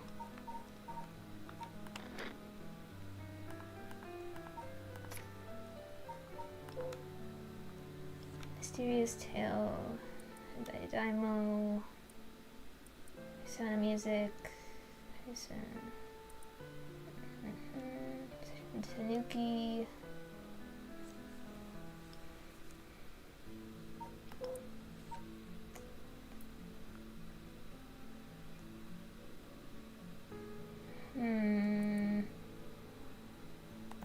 I guess I'll go to the park.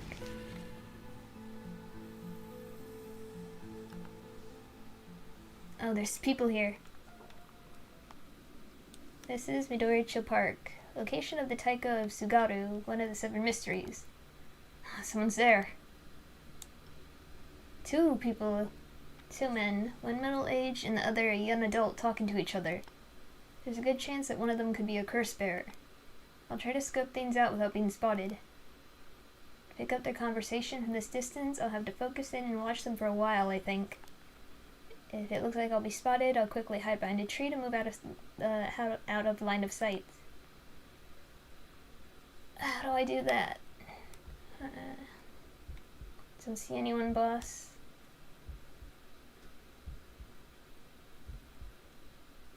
I need to get ahead of ourselves. I bet we'll see something before the night is done.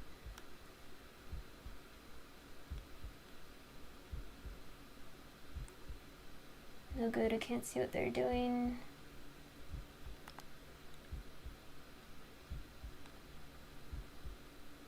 Maybe you're right. Oh,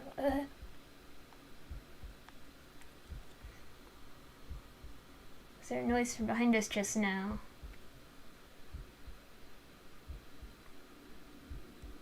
Never mind, just my imagination.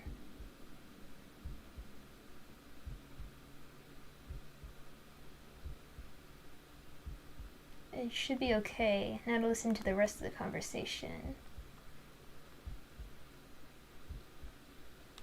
Does the curse really let you kill someone with an object like that?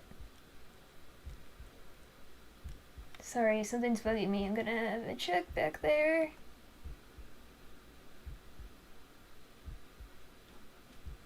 Nothing. I guess this place is just keeping me on edge.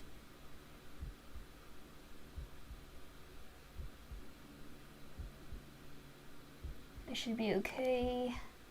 Nah! Ah, sorry, sir. Would you mind if we ask you a few questions? They found me.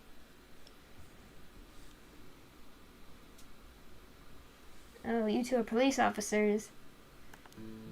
Aha! People often say we don't look it. Sorry if we startled you. I'm sure there's no problem, but we'll have to ask you some questions as procedure. Oh, I'm Jun Eryo. I'm from the Metropolitan Police Department, Investigative Division. Jun Eryo, newbie detective. And this old guy with the scowling mug is Chief Inspector Tetsuo Tsumi, my superior officer. You wouldn't guess from that frown, but he actually has quite the sweet tooth. Eryo, quit blabbering. I'll talk about heavy rain later. I don't want to, miss something here. Tetsuo Tsumi, veteran detective. Gruff police detective.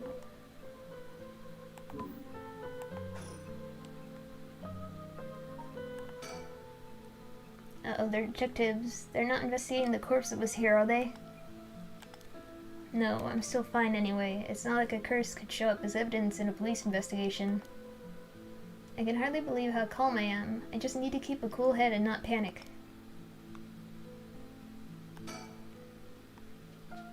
Why are your lips like that? Now first, can you show me some ID with your name, address, and occupation? I'll be okay. I'm better off just going along with it.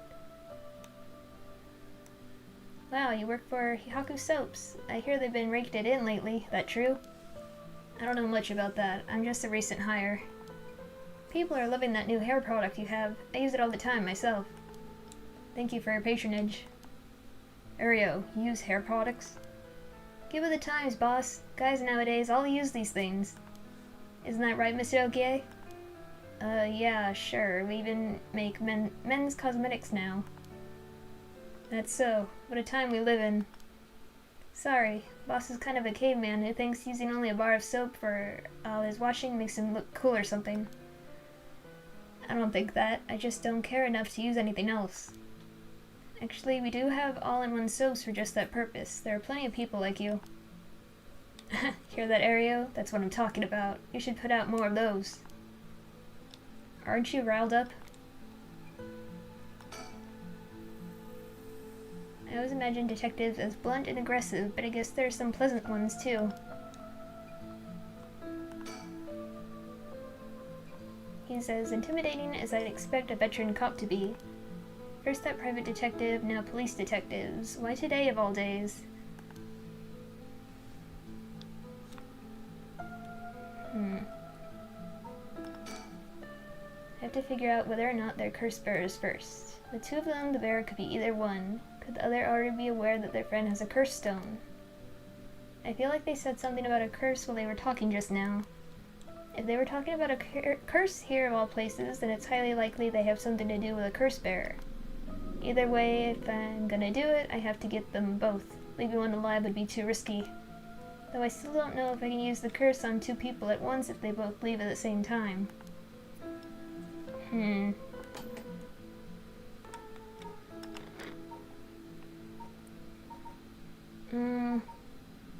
only have 5 saves.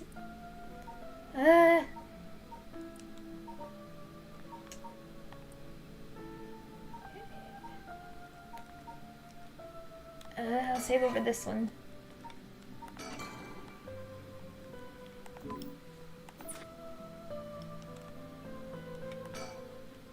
Anyway, Mr. OK, what is it that you're doing here?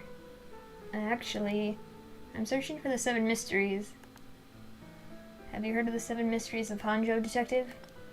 Yeah, I've heard of them. We were just talking about them a minute ago. A girl I know is into them. That's how I got interested. I see. I seem to remember even Midoricho Park had one of the mysteries associated with it. What was it again? Taiko? Ah, that's right. The Taiko of Sugaru. This whole area used to be the residence of the Sugaru, a clan of samurai. So that's why you were hanging around in the middle of the night. Discover anything interesting? No, nothing. Though I admit I haven't been looking into these things too hard. Right, I think I understand your situation. Thank you for your answers. Now it's quite late, so you'd best be heading home. I have to figure out...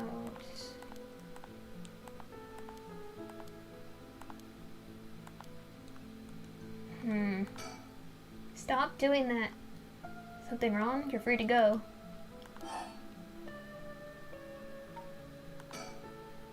Excuse me. Since you detectives are around, does that mean something happened around here? Well, we are investigators, so it is indeed related to a case. But don't worry, there's no threat to civilians whatsoever. We'll be here a while longer, looking into things, but you can rest easy. A while longer, huh? That's not good. This may be my only chance. I see. Well, I'll be going now. Take care.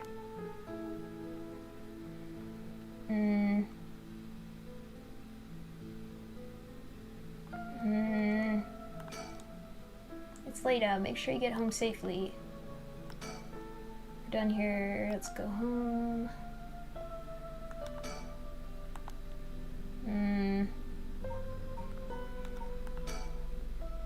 Well, I'm fairly sure one of them is a curse bearer. Getting them to leave will be hard. Maybe I should go somewhere else before they get any more suspicious of me. Okay, bye!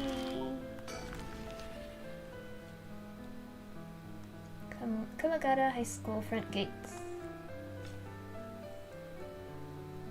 Here I am at Kamagata High School. The school is supposedly on the former site of a daimyo's residence where he encountered the Fool's Procession. It's now at the center of a quiet residential area. There's not a person in sight. Coeducational Minibiso High School 632, shortened to Tacoma High, 1943. Change the name, the 3 S's of Sumida.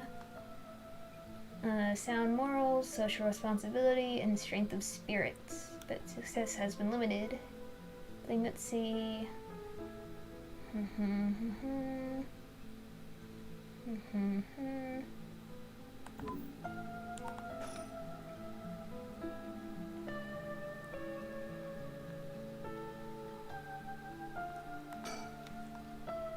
Let's see here. Ah, someone's there! Huh? Whoa, what the? Ouch! I'm so sorry, are you okay? Yeah, I'm fine, but did you just climb over the school gate?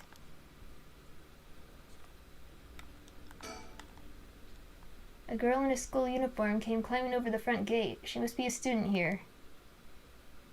The thing she's hiding in her hand. No doubt about it, that's a curse stone. This girl's a curse bearer. Don't kill me, please. What's going on? Why are you at school this late? Well, I'm really sorry. I'm in a big hurry right now, so I gotta go. Oh. Huh? A curse? Why? It can't be. Mio, I'm sorry.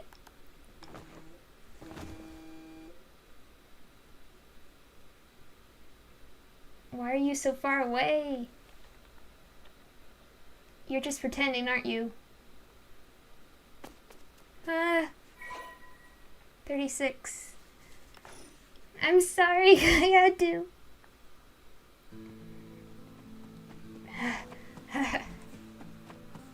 I killed her. Yes, I got a curse bearer. This is working. I just have to keep it up. How many more do I need? 1, 2?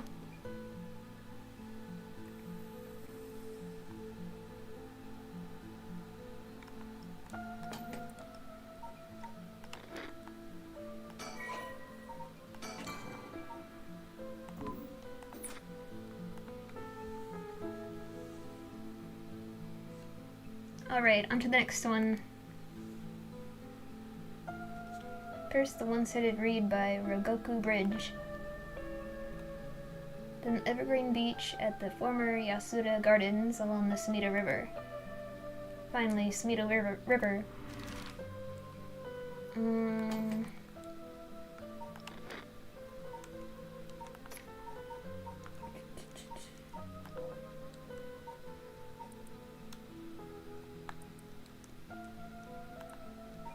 One-sided reed. Infamous rogue by the name of Tomezo fell for a woman named Okoma. Chased her, attempting to win her heart. Rejected. He brought a dagger to a canal near the bridge and attacked her. Cut the arm and leg off one side of her body, then threw him into the canal. Reed sprouted leaves on one side. And then beautiful tree. No one ever seen a single leaf fall from the tree.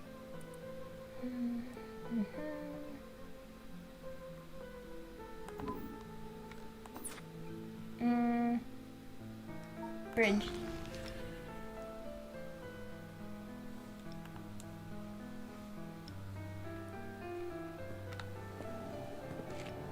Hello? Hey, quick question for you. What the? Sorry this is so sudden, but I've gotta ask. You don't mind, do you? Are you a curse bearer? What? Hello? Legs?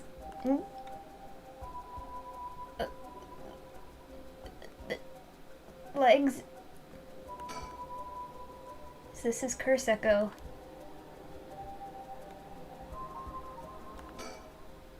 Why would he out himself as a curse bearer like that? Don't tell me it has something to do with activating his curse. The large bridge here is called Rogoku Bridge. Crossing the river leads to Nihonbashi, Bakurocho, and Chuo City.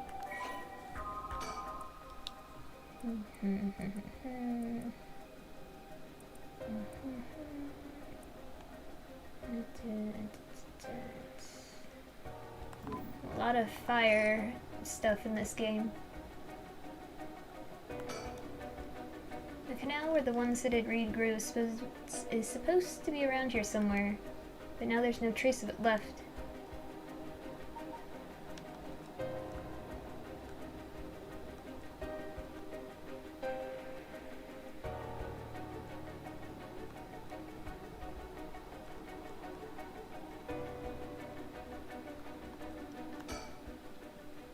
Making it obvious that he's a curse bearer himself, what's he trying to pull? Maybe he's confident that he can activate his curse before I activate mine. Gotta be careful. How should I respond here?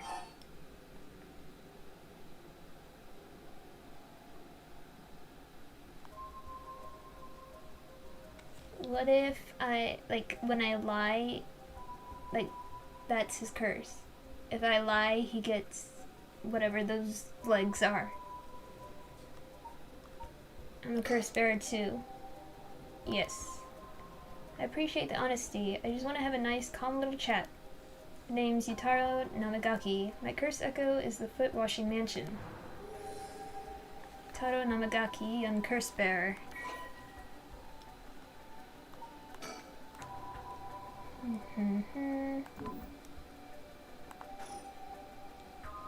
A chat. I'm not gonna curse first and ask questions later just because we're both curse bearers. I got a little more class than that. I hope you're smart enough to extend me the same courtesy. Okay. Fine, chat away. Thank you. Good to know I'm dealing with someone reasonable.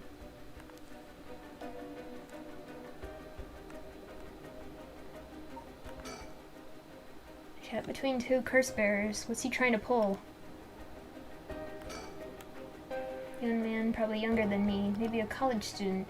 This guy is quite the bold character. He's got confidence, I'll give him that. Alright, let's talk. What do you want? Right, I'll cut straight to the chase. Will you join forces with me? Join forces to gather soul drugs? Yep, you're using your curse because there's someone you want to resurrect too, right? In that case, it'd be more effective for the two of us to work together than to do it all yourself. Think about it. We could split the work and we'd have two kinds of curses at our disposal. Working together. I hadn't thought about that before. Can the soul dregs in one curse stone be moved to another? That's a fundamental requirement for this to work. Well, we'll have to test it, and I can't do that alone either. I see.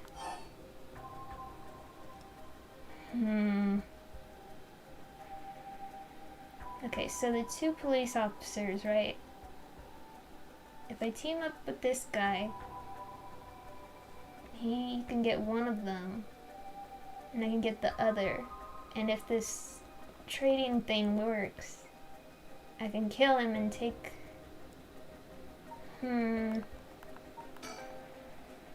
Alright then, if working together helps us both get what we want, maybe it's not a bad idea. Thanks, glad to be dealing with someone who can think things through rationally. But there's something I need to know in advance. Tell me, how many soul dregs do you have right now? Right, I have some, of course. I'm more than competent after all. I'm asking you how many. I'm at 1%, but don't worry about it. My curse is so easy to activate, I'll have plenty in no time. I bet you haven't managed to get any on your own, have you? I'm at 67. That's a lie. Huh? Say what? That's the amount of soul dregs I have in my curse stone right now. What? Wait, are you serious? You're not even close to being on my level. I'll keep gathering soul dregs on my own. Let's forget all this joining forces business. You gotta be kidding me. I call your bluff. Don't think you can scare me off so easily. I see, that's too bad. If you don't feel like talking, then you leave me no choice. Uh-oh. Even gave you a chance to come out of this alive. Real shame you're just gonna waste it. What are you... Is this the voice of the curse echo? Among the 7 mysteries, a resentful memory of the foot-washing mansion is particularly strong. You can't block it out by plugging your ears. As soon as you hear the voice of my curse echo, it's the end for you. Damn it.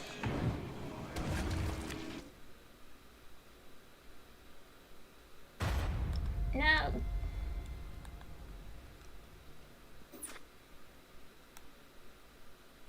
No, start over.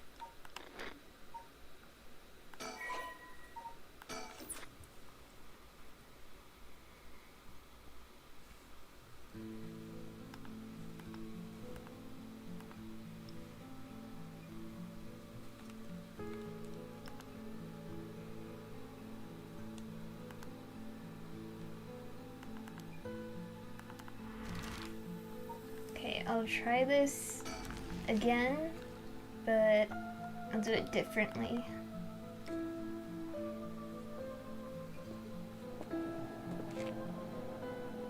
Good question. You a curse bearer? What?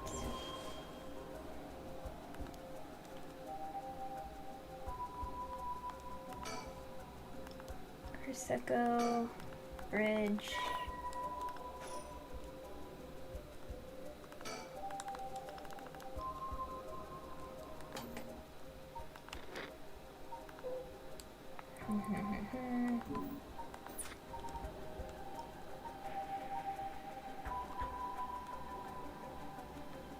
Oh, hello, woman. What the? How did you? Oh, don't mind me.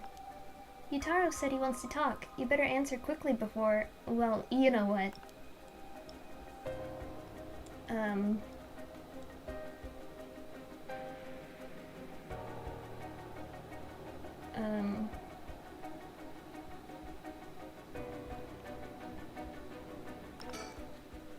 Make it obvious. I'm a curse bearer too. Appreciate honesty.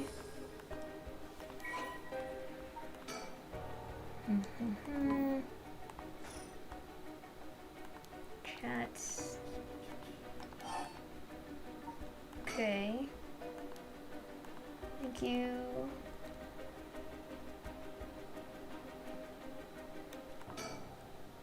Don't mind me. Lady.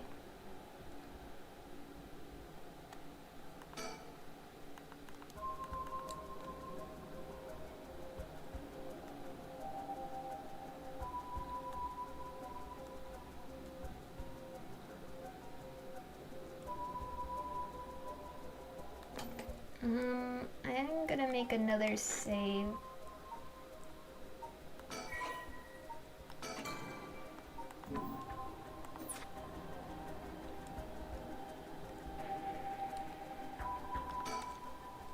Alright, let's talk.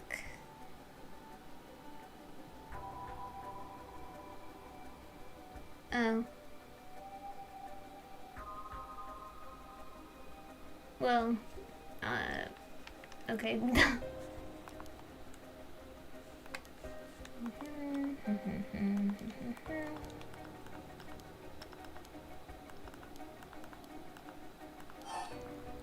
This is going nowhere.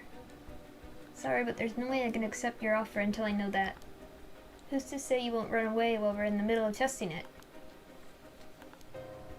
Well, you're just gonna have to trust me, or do you think you can collect them all yourself? I'm at 67%. Huh, say what?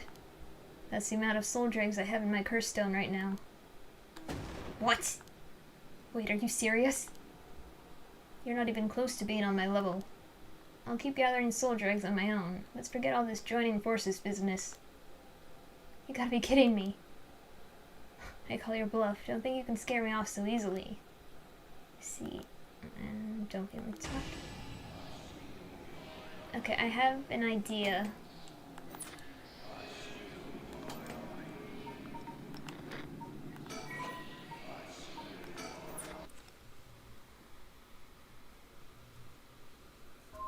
I'll come back to this guy later. Or not. Okay then.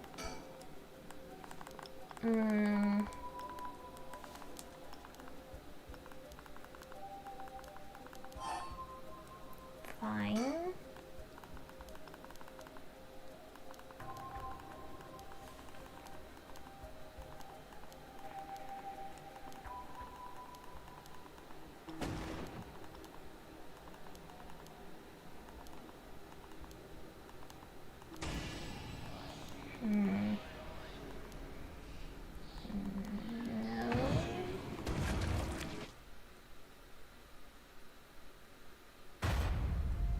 Okay, let's just see what the old man storyteller is, I guess.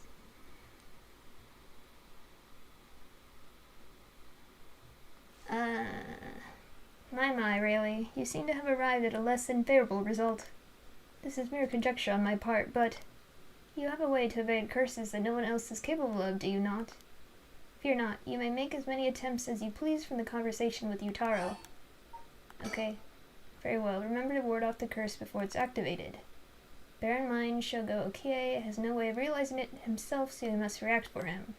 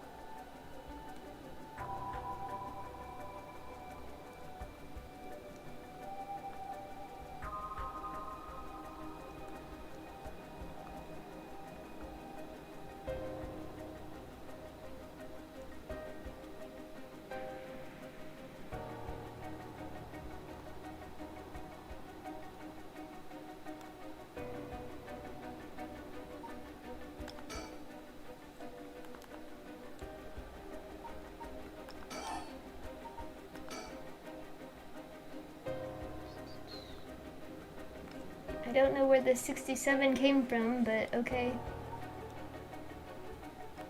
That girl did not have...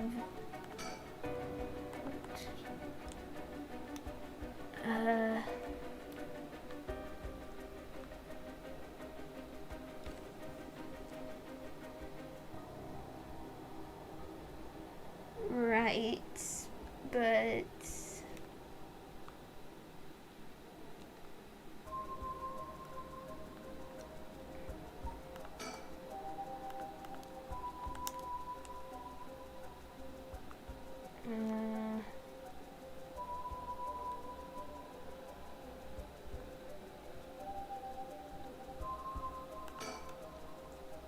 This is Kurseko.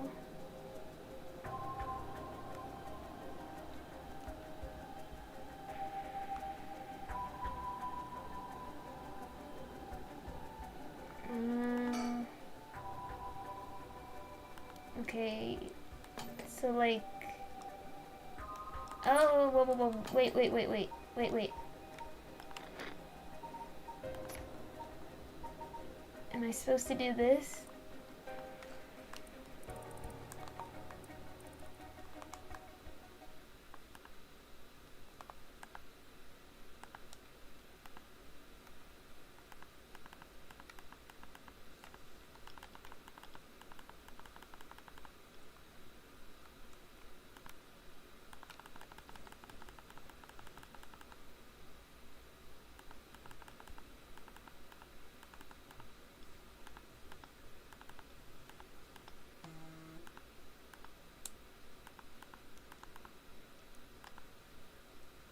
Call your bluff. Even give you a chance to come out of this alive. Oh, shame. What are you? Particularly strong. As soon as you hear the voice of my Kurseko, it's the end of you. A voice? I don't hear any voice. What? There's no way. And yet there he is, perfectly unharmed. How? What's going on here? I don't completely understand it myself, but his curse's conditions don't seem to have been met. This is my chance. Yutaro, your curse won't work on me. I'll let you off easy today, so get the hell out of here. You son of a... Fine, I'll just be on my way then. Mark my words, you'll regret this. Ah! Why? How is this... Now the woman behind me. And she's gone. I don't like that.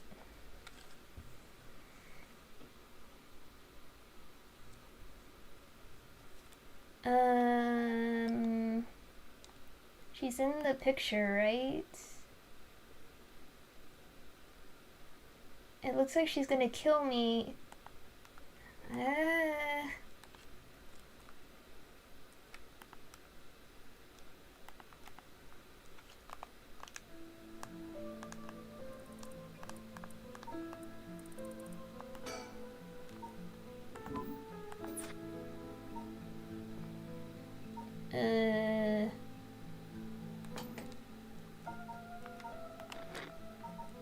I guess I'll oversave this one.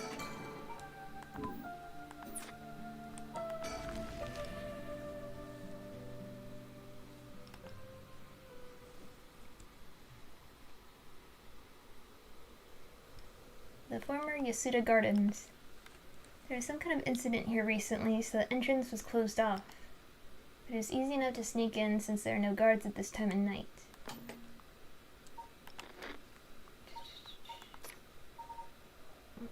The bee.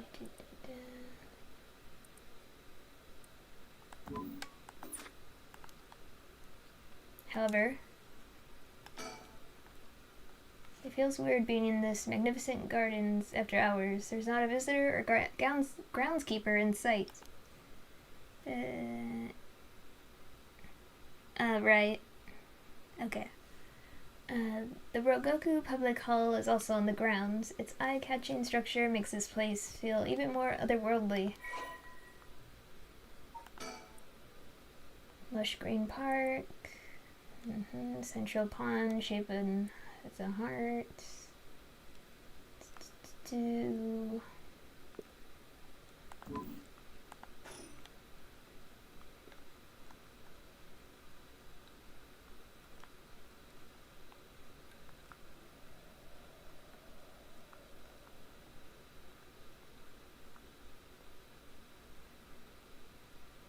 Oh, hello. So, have you decided what you're gonna do? With your... Oh, so precious.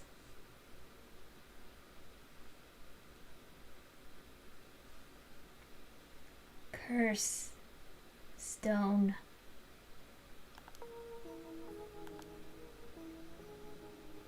Oh no, it's the girl from the picture. Yeah.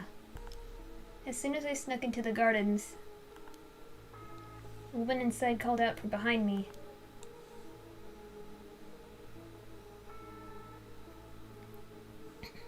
I've been waiting for you. I have a curse stone. Her sudden proclamation had me at a loss for words, so the woman continued. I have you in a position where I can use my curse on you whenever I please. If you hand over your curse stone, I will at least spare your life. In that moment, all I could squeeze out in reply was, let me think about it. Which brings us to now. Alright.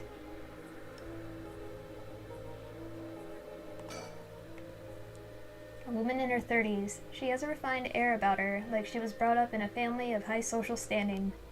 But I also sense a shadow hanging over her. I wonder if it has to do with this place.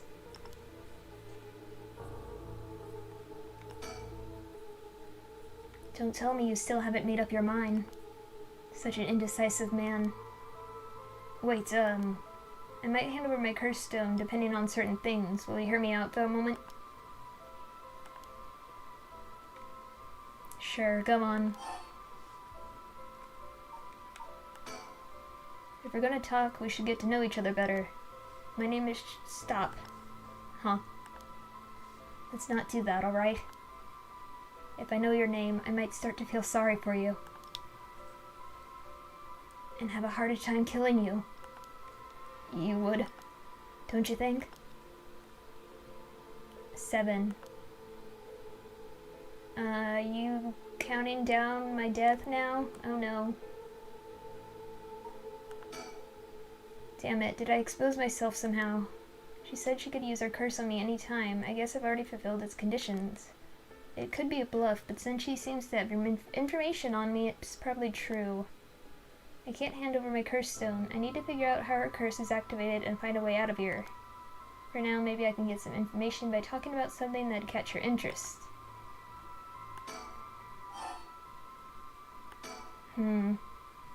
If you take my curse stone, what are you gonna do with it? With your curse stone? It's brimming with soul drags, isn't it? It's already killed so many, no? How does she know so much? I'd like to avoid such crude methods myself. 6.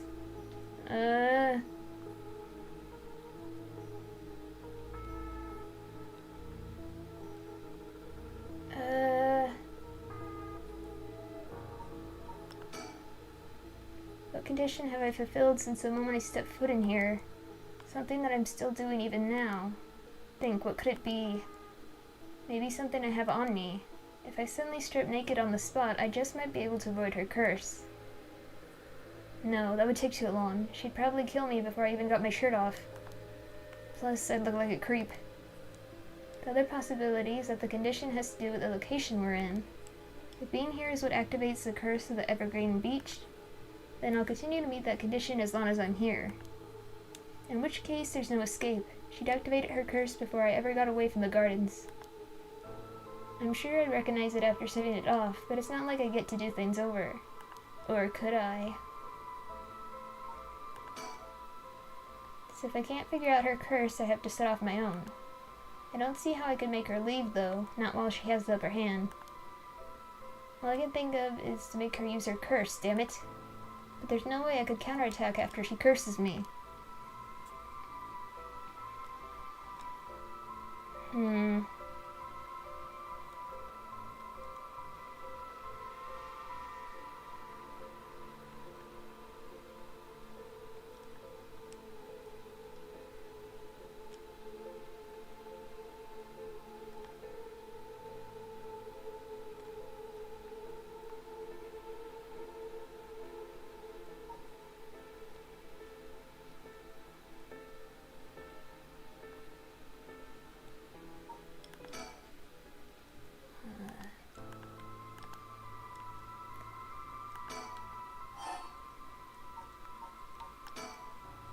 You want soul dregs. That means you're after the right of resurrection, too.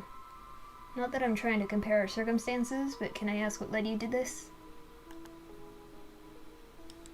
Oh my.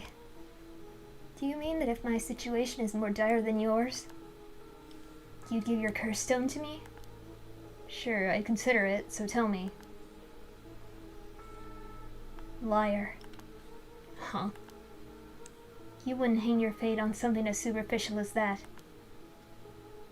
Nor would I. 5. Girl.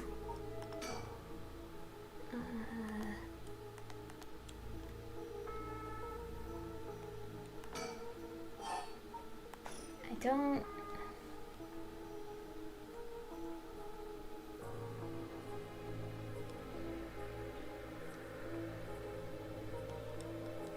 So, like, it said something about, like, reloading, right? But... where do I have to go?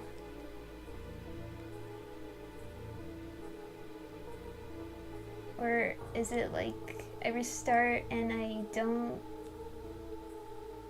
I don't know.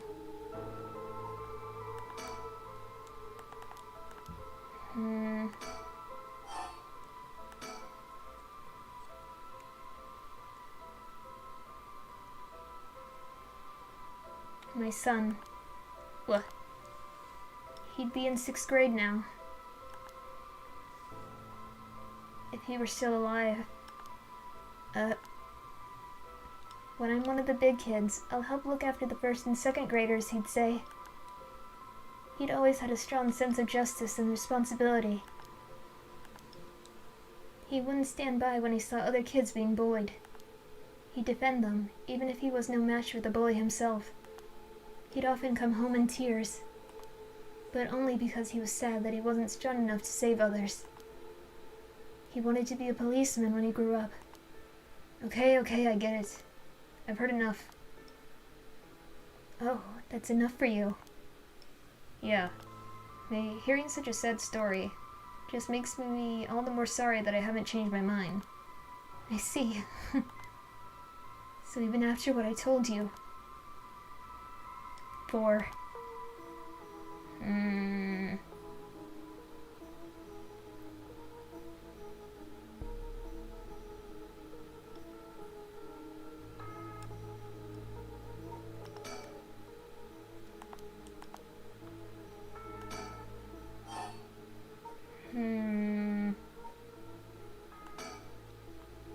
You still won't hand it over.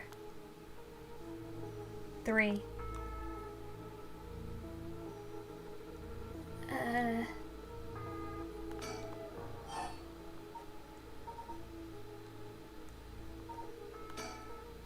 Well, what if you just tell me your name? Why? Well, I need to call you something. Then call me ma'am. Huh? Alright, ma'am. Yes, what is it? This is bad. She's completely running the show here. 2.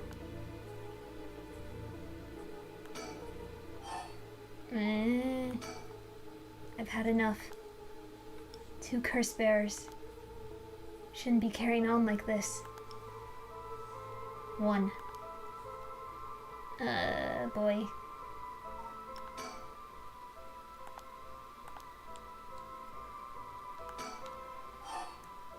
Man.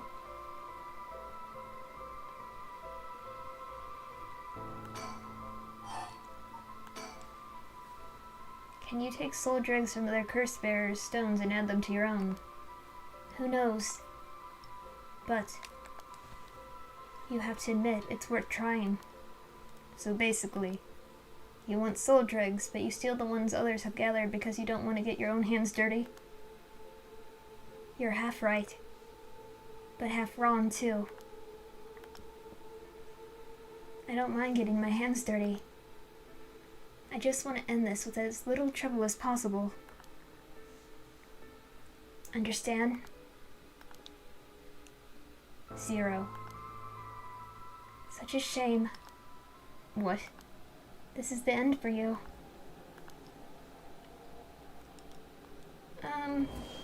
Oh god. Farewell. No! Ah, fire, fire, it's so hot it burns!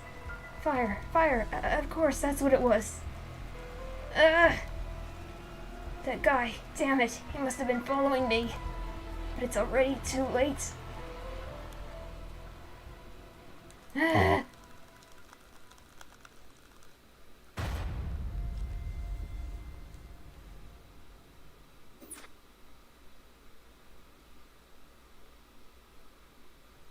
Well, my. Found over 9, maybe good. Okay, but what am I supposed to do if the man's...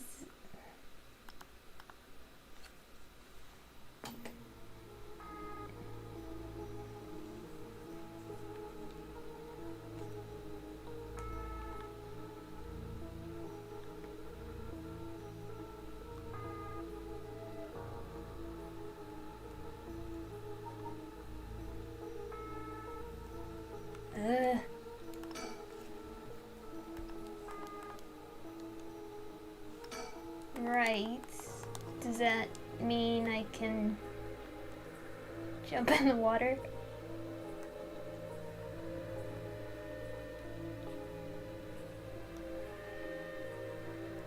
Can I...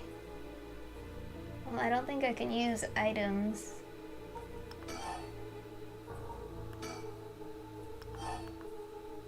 Throw it away. Ah. Yeet. Huh? Throw away this lighter. Why did I suddenly get the impulse to do that? Yeet! Not sure why, but here goes nothing.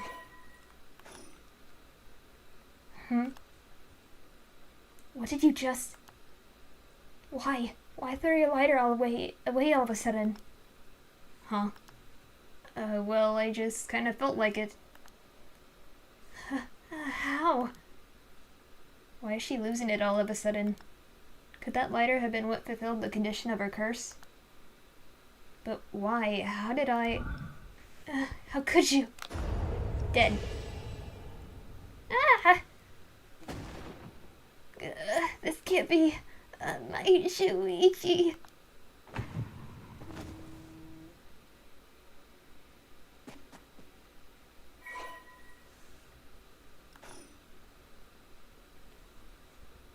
I'm at, what, 92%?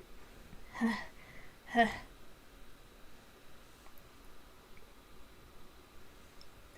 was too close for comfort. Was that just coincidence? Not only was I able to release myself from her curse, she immediately panicked and ran away, fortunately for me. If she'd kept her cool and stay, we would have been at a stalemate. Oh, I should check my curse stone. It should have gained a lot just now. What the? Ugh!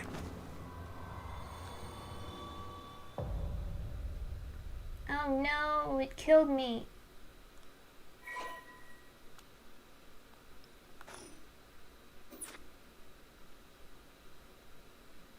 What?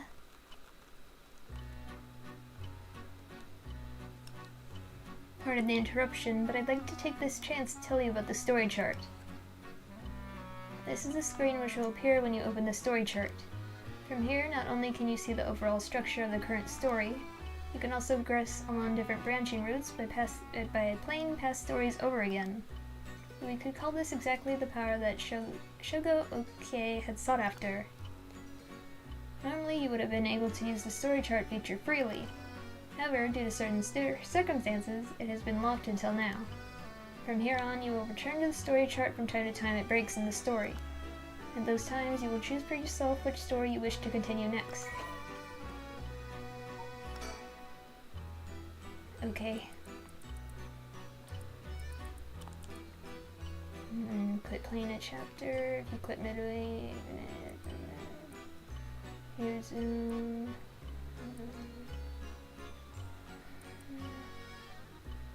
2 phases that must be completed. The chapter is finished.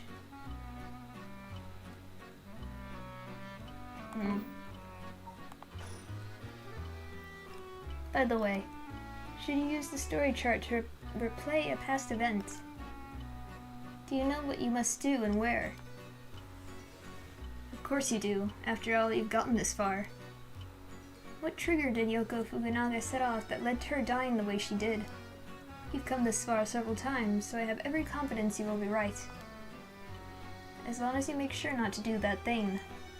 However, like with the lighter and voice earlier, Shogo Ukie has no way of knowing that himself. On that note, I'm curious. Have you determined how many people Shogi Ukie has killed with his curse? Let's see.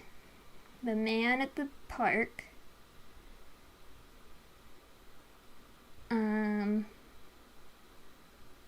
Glasses. No, high school girl. Glasses guy. Woman at the park.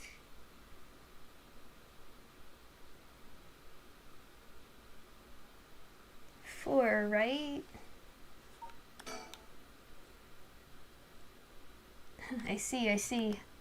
So that's your understanding of things. As it turns out, the correct answer is... 1. Well, that is all.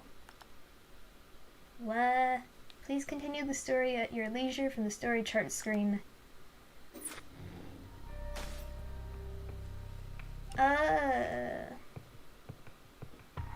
Well, I don't know what I'm doing.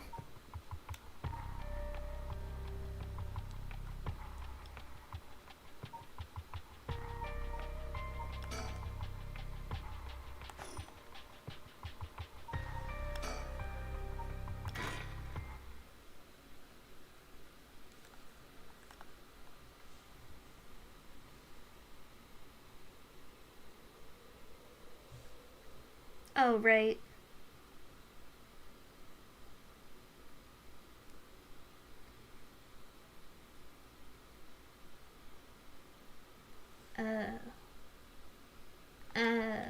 Okay.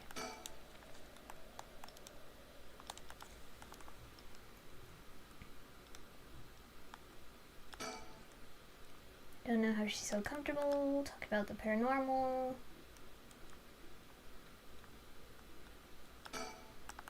Interesting looking playground. Whoops.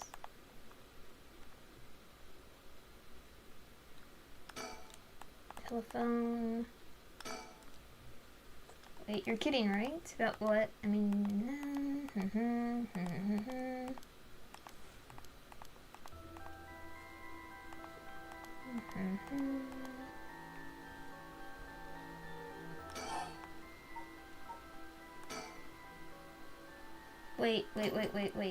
Wait.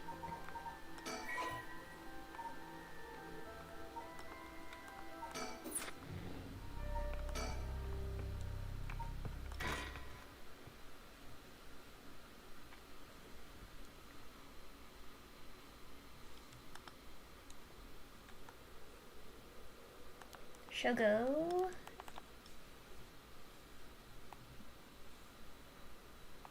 Hey, can you hear me? Huh. Is that a proper answer?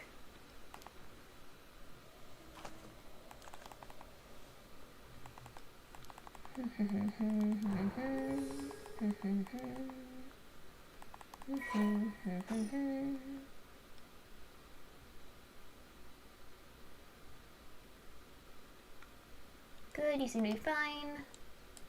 Remember anything?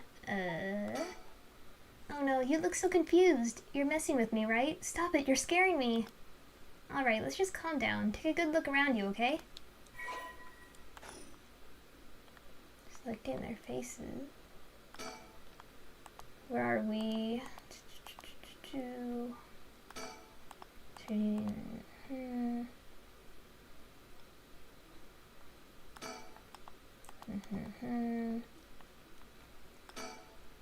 You'll go to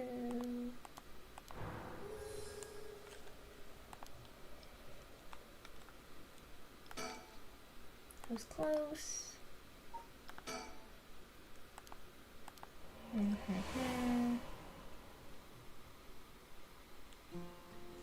I just thought maybe, like, if I was talking about the... I don't know, I just thought it was important. Does that... Can I just... I don't know, I don't know what I'm doing.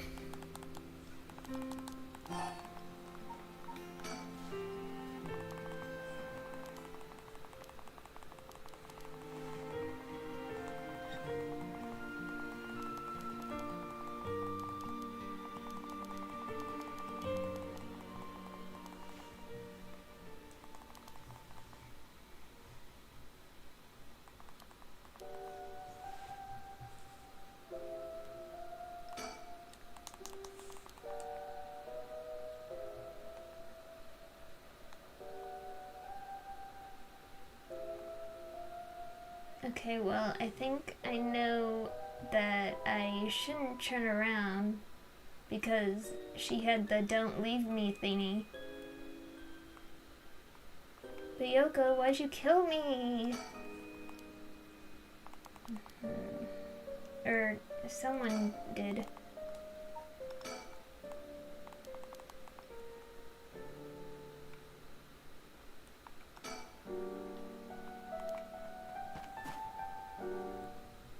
Was that just now? Didn't you hear that? You're hearing things. No, I didn't hear anything. You sure you didn't just imagine it? Maybe I did. But your special talent, you should have been able to hear it. Pay closer attention for me, okay? My special talent, what are you talking about? Huh? I mean your spirit sense. You look like you can handle your liquor. Huh? You could see me, right? Huh? Okay.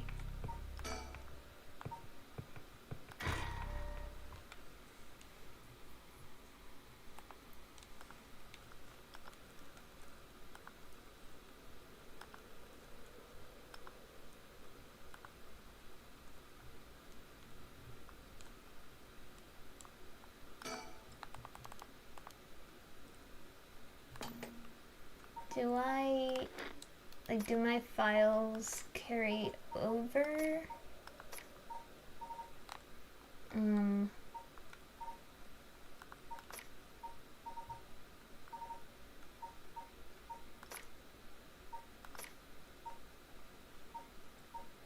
I think so.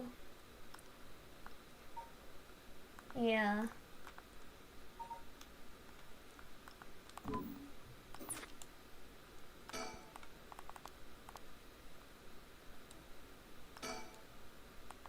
You're kidding me.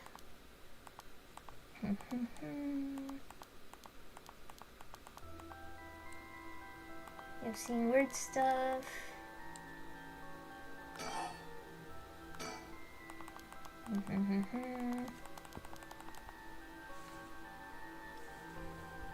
Right, okay.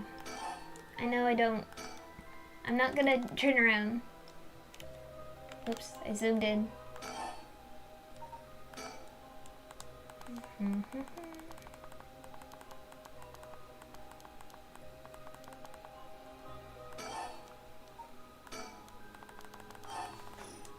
Whoops.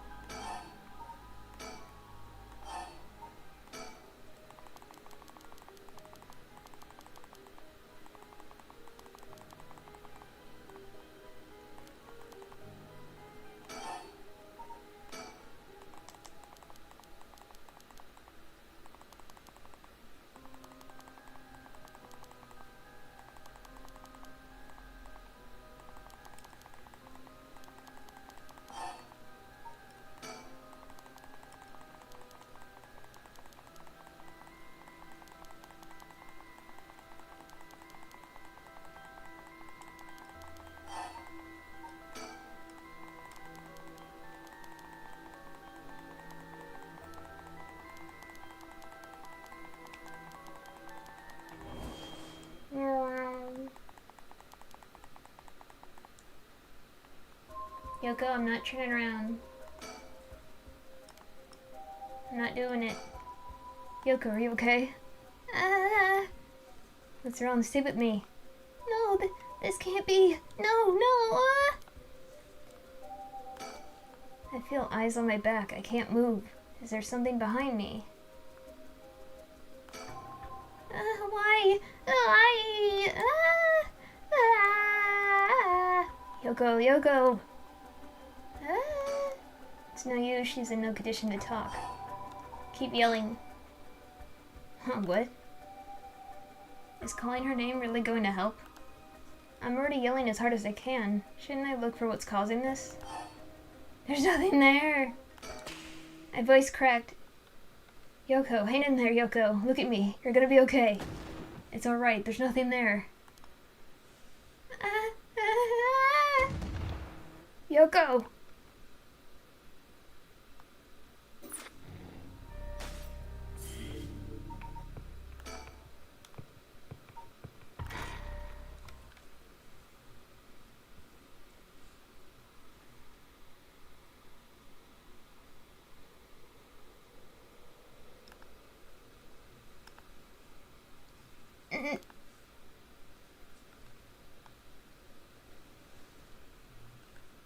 Huh? Oh, good, you're awake. What? Are you okay? You were so rattled and confused, I thought you really lost it. Do you feel dizzy? Have a headache? Are your humors off balance? Wait, what did you say? I think I've heard that before. You're the one who said it earlier. Oh, right, that might have been it. My humors are off balance. What, back there? You ended up like that because of your humors? Yeah, I heard that at this age, your humors being even a little bit off can be fatal. I'm glad you're back to normal now. Yeah, I'm sorry. I didn't mean to cause you so much trouble. But I really don't remember what happened. Sounds like what happened to me. Maybe this place is dangerous somehow. What? Are you backing out? Yeah, it just doesn't feel safe to me, and I'm worried about you. Let's call off today's investigation. Come on, I just started feeling back to normal too.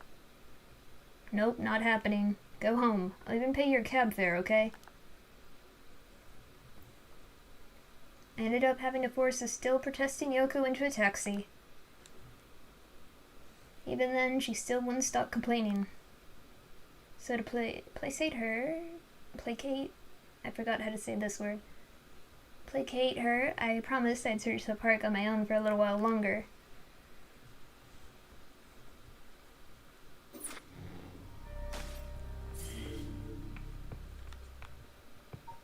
So... worried about Yoko.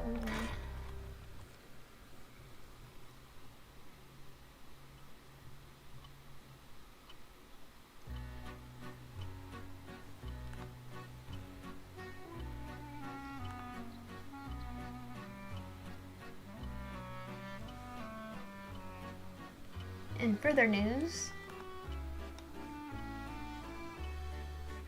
before dawn today, a police officer on patrol discovered a man collapsed in a Sumida city park. The man was taken to the hospital, but his death was confirmed shortly after.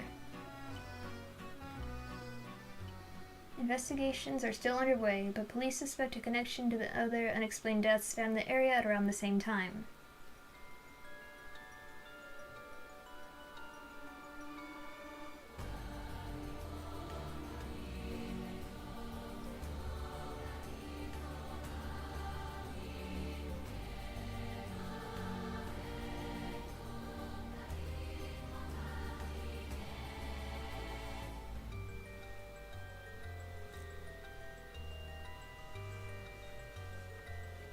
Hey, this game's gonna be tricky for me.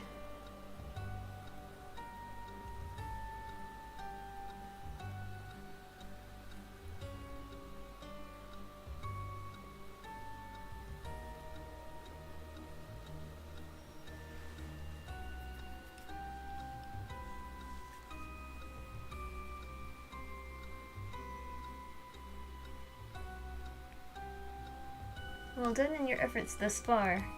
This brings Shogo Okie's story to a close. But this is not the end, far from it. In fact, this is where the story finally begins. The roots of the three protagonists have now been unlocked. Haruo Shigima, a woman who lost her son when he was kidnapped and murdered.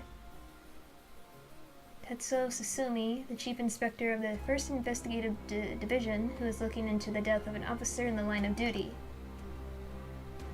Yako Sakazaki, a high school girl who wants to bring her friend back from the dead, a girl who died in a suspicious suicide. Each of them is burdened with circumstances that leave them no choice but to seek the right of resurrection. Following these three storylines will reveal the full nature of all that is occurring. With that, please enjoy the continuation of this tale.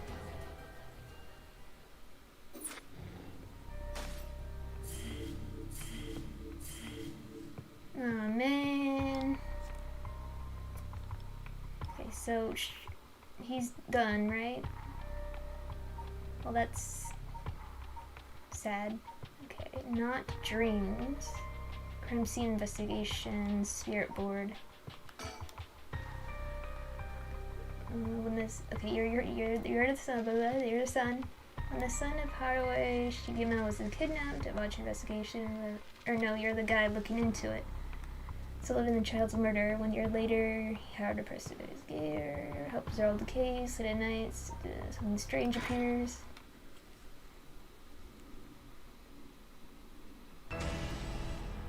Burn! May those who mock fire perish in flame. Kill them. Kill them. The flame bearers. Kill them all. You have acquired the power of the cursed stone, the haunting clappers. You can use it to kill those with fire or a fire-starting device on their person.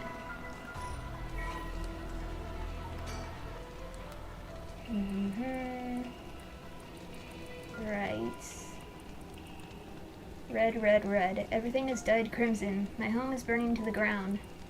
It's hot, so hot. I must call for help, but I cannot speak. My throat must be burned up from the smoke. No, I think I'm already on fire. That's right, I'll just use the clappers. Clack, clack. Is anybody there? Clack, clack. Why is no one coming? I'm going to burn to death. How did it come to this? Oh, right. Her. It must be the work of that vixen who appeared suddenly and enchanted my lord. That witch. Those hauntingly cold eyes had my lord dancing in the palm of her hand. Perhaps I was also taken in by her.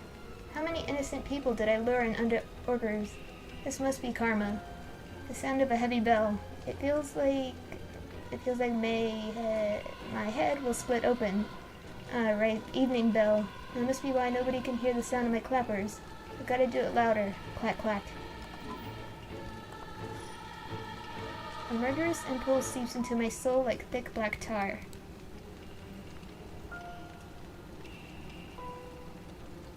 Now. Kill.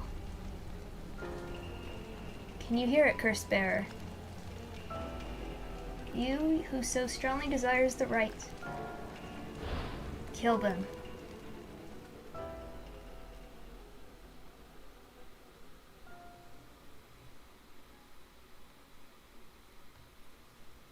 Haruo Shigima, 12 a.m. Mansion. Back with me, ma'am?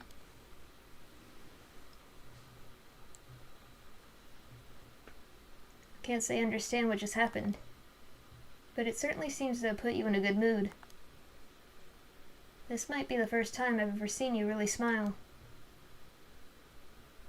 Sweet dreams. Haruo Shigima, housewife.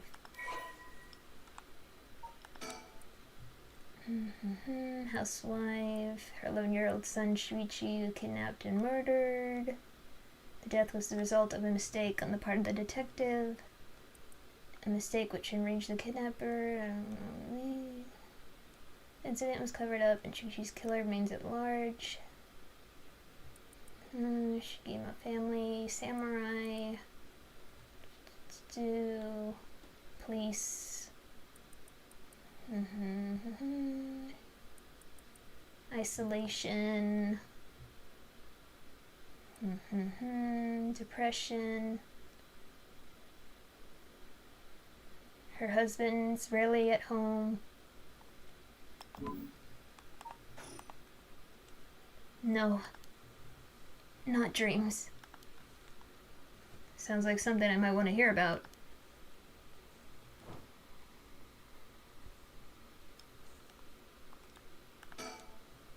The guest table. I don't know where Father got this old thing from, but I've never really liked it.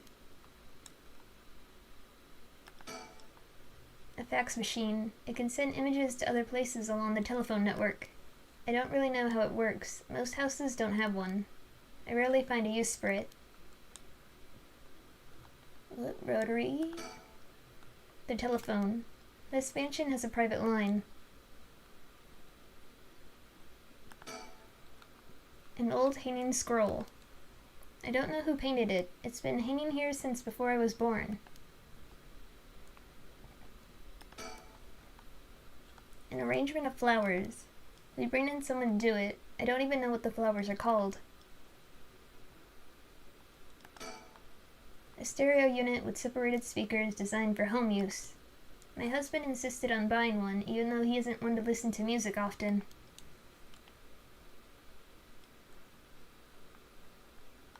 What's this? Well, I'll be damned. Is that what I think it is? Goodness, you made me jump. It's just a silly little sticker my son got from somewhere or other. He put it out just before. Well, you know what happened. I still can't bring myself to take it down. Let me take a closer look. I knew it. It's Honjo from way back in set number 1. This is a real collector's item. Excuse me? Don't tell me you've never heard of the mockingbirds. The what? They're the hottest new craze. Cute little birds dressed up like rough and tumble delinquents. I've never heard of them, but this certainly seems to matter to you. The best part is, nobody knows who made them. They just started showing up around town, and soon enough they'd won everybody's hearts. The story goes that they're made by some anonymous artist who covertly leaves them behind in specific locations. No one knows when or where they'll show up next. They're basically an urban legend of sorts. To think one would turn up here of all places, this is a good sign, I'm sure of it. Oh, well, that's nice. I have to collect stickers now? Oh my god, look at all the stickers. There's what, 20? Oh boy. Pop up everywhere. Approach the net.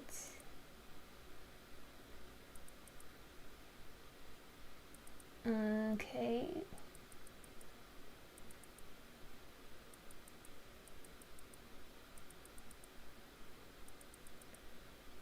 Well, I'm pretty sure I'll find these on my own, so... I hope so anyway, because I like to look around. A color television. My father bought one as soon as it hit the market. He likes to have the latest gadgets. Unlike the latest models, there's no remote control. We've had it for a long time. Back when it was new, we all gathered around it and marveled at it as a family. But with Father and my husband being away so often, it quickly fell into disuse.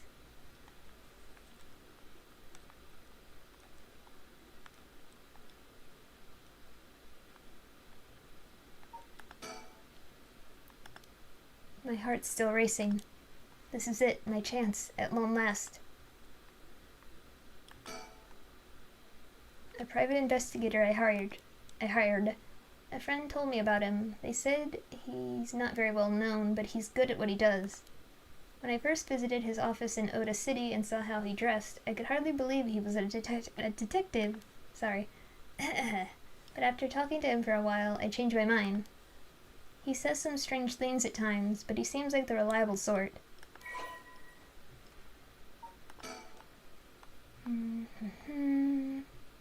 Private investigator.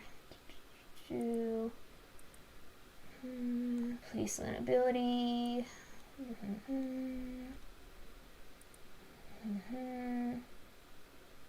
He studied along Giunerio. Investigator. albino parakeet, Ernestine. He also likes collecting the stickers. Okay.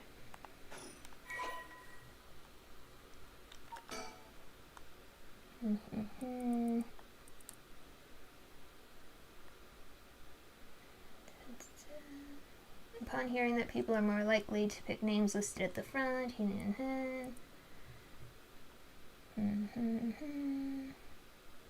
a bird. Rather than, is there a heron? Richter keeps a white parrot as a pet. Private eye.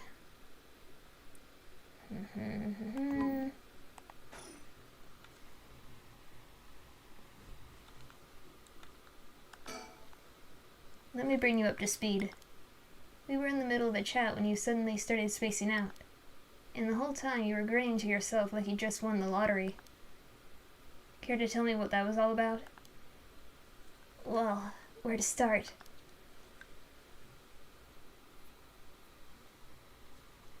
Interesting. Very interesting.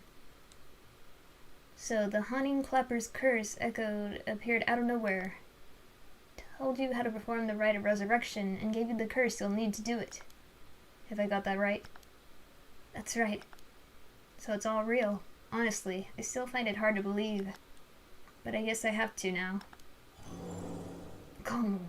I saw the cursed stone appear in your hand myself. It looks like it popped clean out of thin air.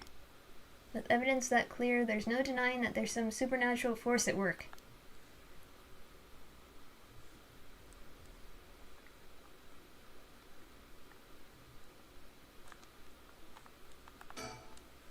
The lights.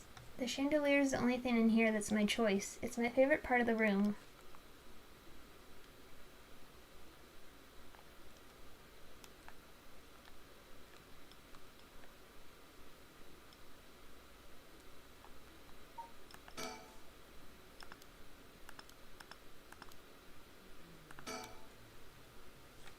I don't think you quite understand.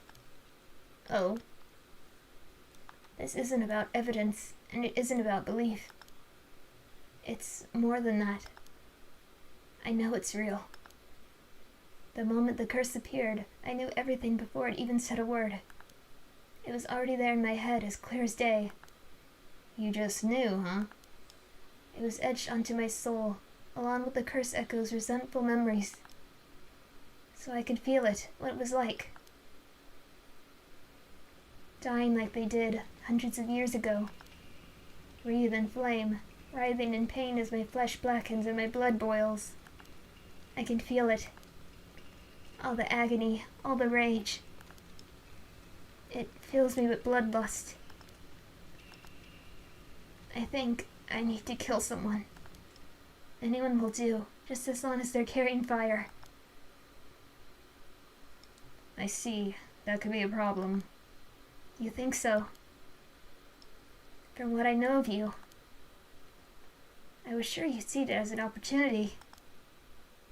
The stronger the desire to resurrect someone, the stronger the urge to kill. That's how it seems to me, anyway. Good grief, talk about a spanner in the works.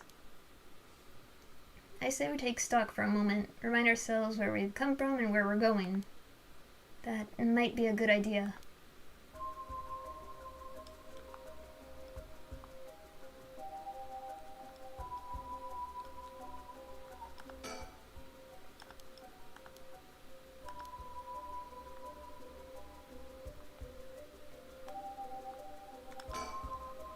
The swinging of the pendulum echoes through the room.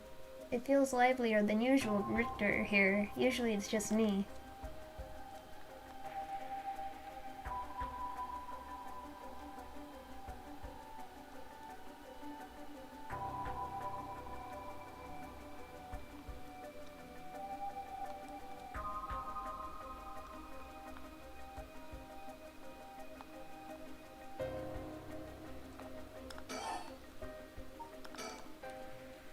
That's what you hired me for, ma'am, to look into your son's kidnapping last year. To uncover the truth behind the abduction and murder of Shuichi Shigema. Oh yes, I remember. They never did find the one who did it. That's what I'm here about today, in fact. Kind of you to let me drop by so late, by the way. I've been turning over every last stone, and I'm come up with a grand total of 1 lead. So you said. As far as the police are concerned, it's a cold case, but I managed to make some headway. I remember. You were just about to tell me. Kidnapping, murder took place in Honjo around a year ago. Was kidnapped. Ransom. Kinda like the perpetrators acting a grudge.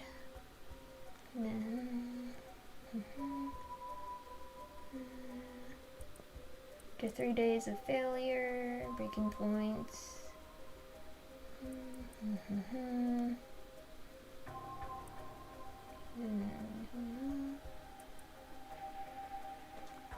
Shuichi's body was found in the river. Could be largely ascribed to the police's incompetence and ultimately covered up with stringent media embargoes.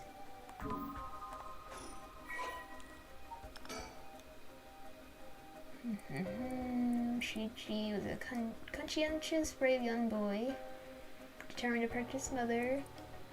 He dreamed of becoming a police officer. Piano, abacus.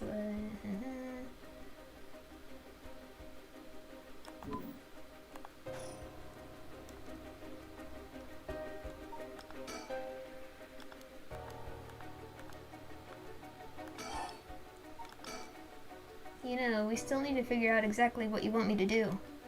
Tell you what, why don't I tell you what I found, and then we can make a decision. Alright. Whoops. You know, we still need to figure out exactly what you want me to do. Tell you what. Okay. I suppose there's not much point going over the kidnapping itself. No, I'm very familiar. Then I'll leave that for the files to cover and just confirm a few things about the case. The police traced the culprit's calls back to, let's see here, Northern Ayoko River here in Sumida City. That's quite a wide area. That's right. In the end, they never managed to nail down exactly where the calls were coming from, but it was almost certainly the same location that Shuichi was being held captive, since Shuichi's voice could be heard during the killer's calls. Northern Ayoko River is quite a distance from Shuichi's normal school commute. Factoring in that he was seen at school but went missing before he arrived at his house, it's likely that he was abducted by a car on his route home. Maybe, but... Exactly. Shuichi was a clever boy. He never would have gotten into a car with a stranger. That's right. I was very firm about that. I know he understood, too. I even saw him warning the other children. It's possible that they forced him into the car. The only issue there is, there weren't any witnesses to the kidnapping. You can't bundle someone into a car with that many students around and not be noticed. But nobody came forward to say they saw anything suspicious. So did they target him at some other time, or somewhere away from his usual route? Both of those seem a little far-fetched. Which raises the question, how did the kidnapper pull it off? The police never managed to find an answer. In the end, they decided the kidnapper must just have gotten lucky. Oh, why not turn the problem on its head?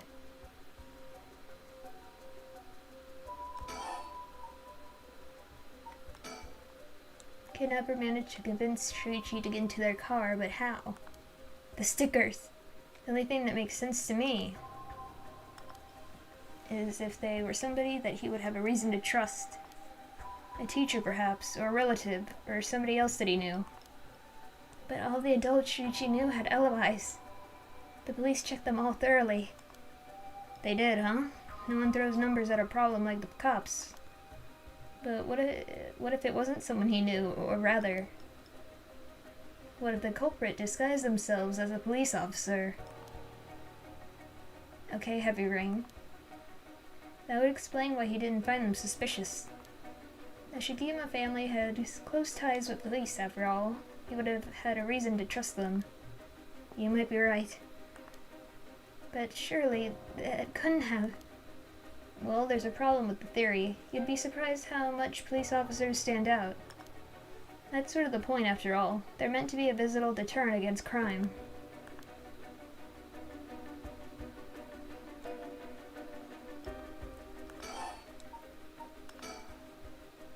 But here's another interesting little bit of trivia I happen to know. When you ask people to imagine someone suspicious, nobody pictures women or children. Even kids who've been warned about stranger danger often subconsciously expect that danger to look like an adult man. Besides, Shuichi was the sort of boy who wanted to be a police officer when he grew up. He must have had a very strong sense of right and wrong. That's right. Wait, surely you can't mean... Now you're getting it.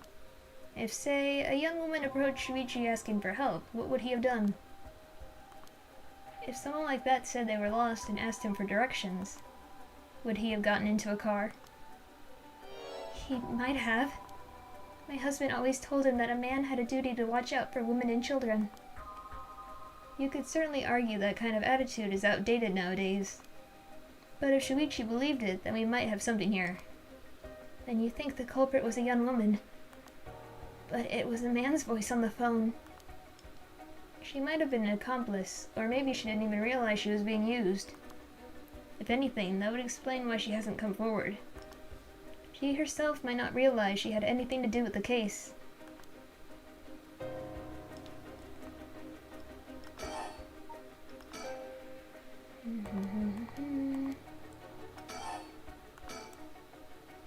So the question is, did anybody see Shuichi speaking with a young woman on the day of his disappearance? See, what I said about people's biases, that goes for witnesses too. And I figured that maybe, if I started asking new questions, I might get some new answers. So I spent my day asking around Shuichi's school route, seeing if anybody had seen something. And one man thought he had. Do you mean he saw it happen? Well, I can't say that for sure yet. It turned out he wanted something from me, so he asked if we could talk in private.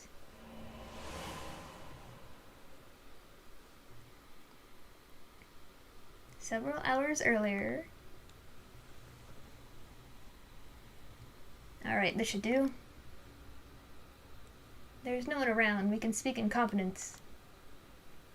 Excuse me, what was your name again? Janochi? Got it. Well, Janochi, I'm all ears. Just so we're on the same page. You're a private detective investigating Shuichi Shigima's kidnapping. Do I have that right? Your eyes look like the man at the bridge. Of course, what else do I look like? How should I know what a private detective looks like? Oh, forget it. Look, I'll tell you straight. My life's in danger. I need your help. You'll excuse me if that caught me a little off guard. Let me ask you straight. Who's trying to kill you? A student called Michio Shiraishi. Interesting. A schoolgirl, huh? Sounds like you've been naughty. It's nothing like that. That girl, she's a murderer. I'm the only one who knows, but I saw what she did. Michio Shiraishi. I saw her kidnap Shuichi Shigima. Come again. I saw her talk to him on the street and lead him away. Didn't think much of it at the time, but then he went missing. She murdered him, I'm sure of it, or at least she's got something to do with it. That's what you're here for, isn't it? Then you can't let her get to me. If that's true, you've been sitting on some valuable information. Why didn't you tell anybody? Well, you see, if you can't explain that, I don't have any reason to believe you. I couldn't. She told me she'd kill me if I spoke a word. You're telling me a schoolgirl had you scared for your life? So you've been sitting on that all this time, and you think she's coming for you now that you spilled the beans? Yes, that's it, exactly. I'm begging you, don't let her get me. Arrest her. I'm telling you, she's a demon. Well, you seem to believe what you're saying, but it just doesn't add up. How could a schoolgirl have a fully grown man so terrified? You don't know what she can do. She'll curse me. Curse you? I'm sorry, but you're losing me here. It's true, her house, it's... forget it, why do I even bother? You seem dubious enough to believe me, but I should have known you'd never understand. Enough, I'll find someone else to help me. Hey. Huh.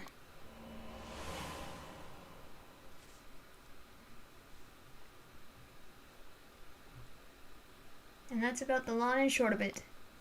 I can hardly believe it.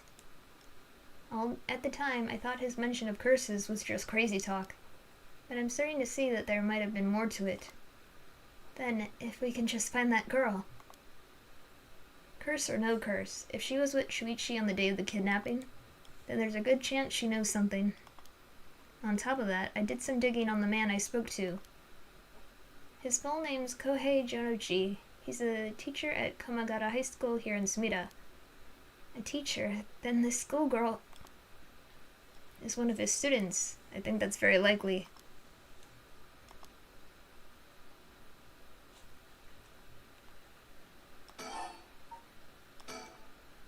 At last we got a lead. Hopefully it'll be the breakthrough we were looking for.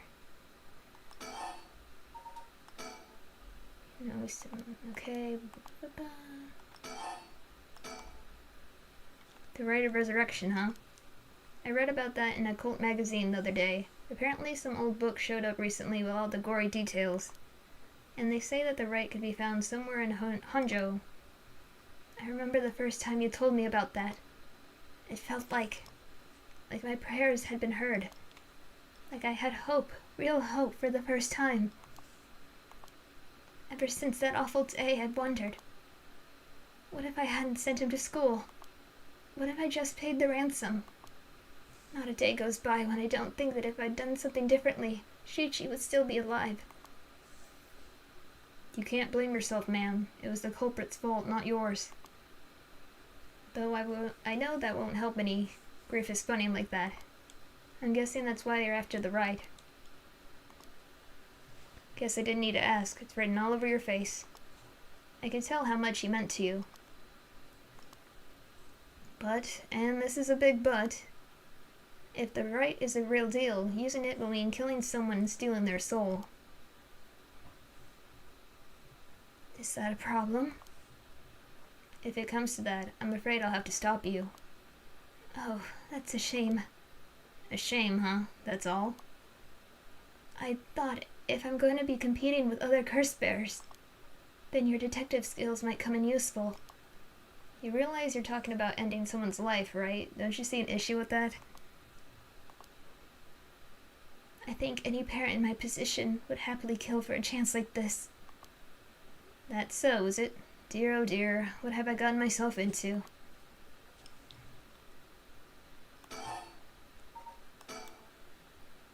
If it makes you uncomfortable, then you won't have to get any blood on your hands yourself. I don't need you to kill the other curse bearers. I only need you to find them. I won't be party to murder, ma'am, not even for a client. I'll pay you. Let's make a save.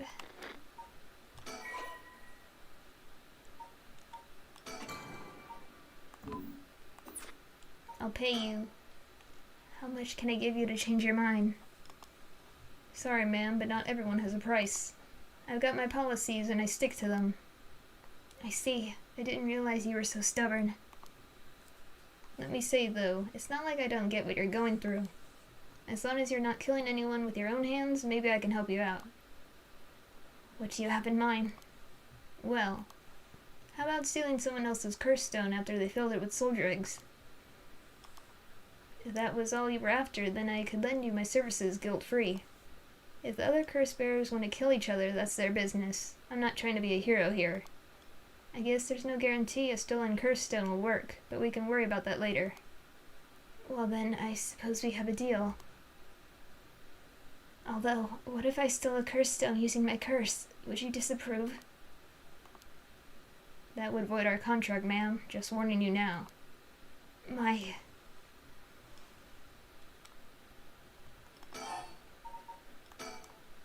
Before we go any further, why don't you tell me about that curse of yours? The haunting clappers, was it? That's one of the 7 mysteries of Honjo, if I remember correctly. That's right. The original story did happen somewhere near here, I think. I'm sure I remember hearing that. In that case, my money would be on all the curse bearers being somewhere in Honjo. Our first move should be to narrow them down. Some of them are bound to try and come for you first. We'll need to be ready. The curse makes their bearers more willing to kill, so an attack could come from anywhere. That sounds sensible.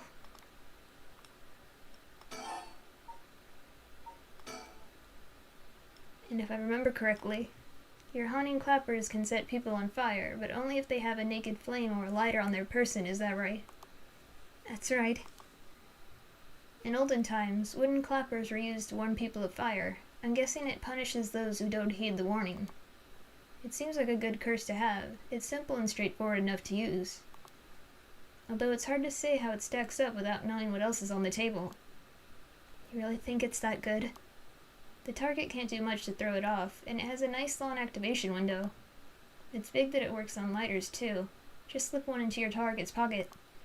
And say that condition were already fulfilled before they even knew you were there. They wouldn't even know what hit them. Maybe I won't have to actually use it. I could just tell someone I could, and they'd have to do what I said. Threats could work, although without any proof, it'll come down to how convincing you can be. If only you could use the curse, then back out at the last second. Not too far. I finished all the Shogo stuff, the other guy. And I'm pretty much just starting the mom route at the last second. What an interesting idea. I have a lighter right here. We could try it now. That's an interesting proposition, but maybe not. I'm not quite crazy enough to make myself a guinea pig. Oh, I see. You're an odd one, ma'am, if you don't mind me saying, and I don't think it's just the curse. You flatterer.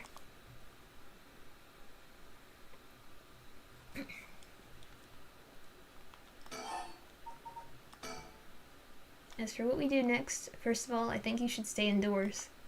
Try not to do anything spontaneous or outside of your normal routine. Okay. Right then, have you decided what you want me working on?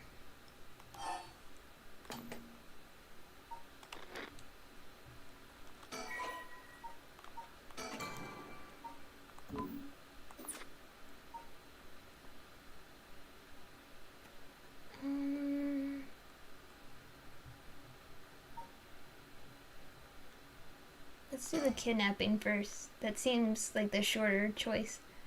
Finally I have a lead. I need to know what happened to my son. Yours is my command, ma'am. I'll focus all my efforts on looking into the kidnapping. Although, something just occurred to me. You can't investigate the matter at night, can you? At least until the sun rises. Can you search for the other curse bearers? Alright, I see how it is. Well, I'd be happy to help. Odds are good that the other curse bearers are also working by night. Anyone they kill in the cover of darkness won't be discovered until sunrise. I bet they'll be trying to do as much as they can before morning comes. So it's settled then. I'll look into the other curse bearers by night. And once the city wakes up and I can start asking questions, I'll investigate the kidnapping as well. I'll even try and find Miss Shiraishi as part of the bargain. Thank you. That's more than enough.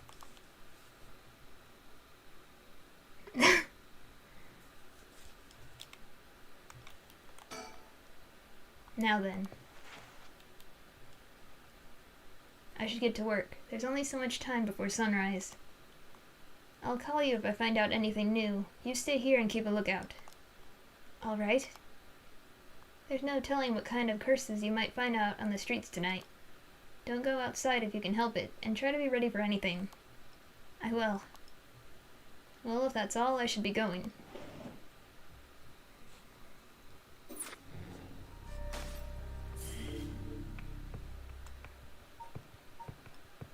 Okay, I guess she only has like one route right now, so the choice didn't matter, maybe?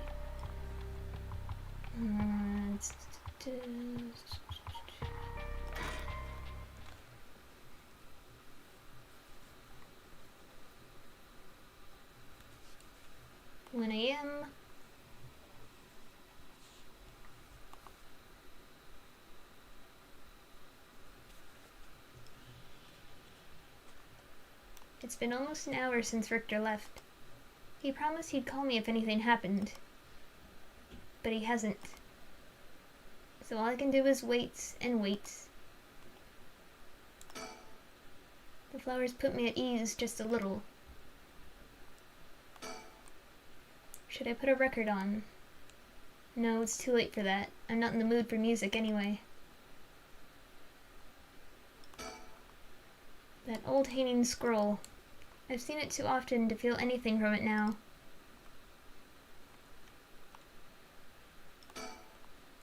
I'm waiting for Richter to contact me, but he hasn't. It's a fax machine. I rarely find a use for it. I don't know anybody else who owns one. Hello, newspaper? Come to think of it, I never offered him any tea. Not that I ever learned how to make it. Got this. Can't interact with it.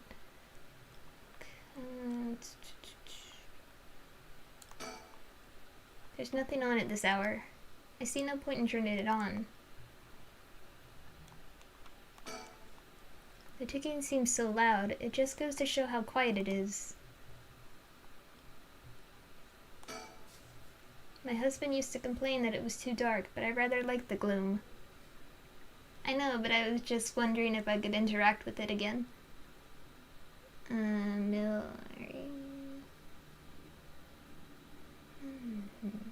Right, okay.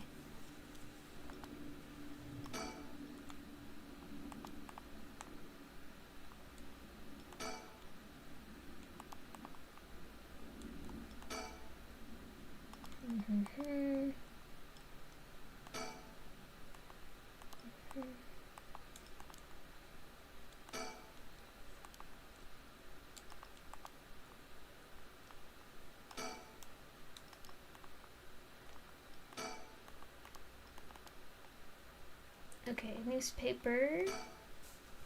What's this? A newspaper. It must have fallen off the chair. Read it.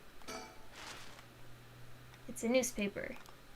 I only leave them in here for the guests. I hardly ever read them myself. I don't think I've taken the time to go over one in years, in fact. Well, it's not like I have anything better to do. Oh god, there's a lot of articles. Okay.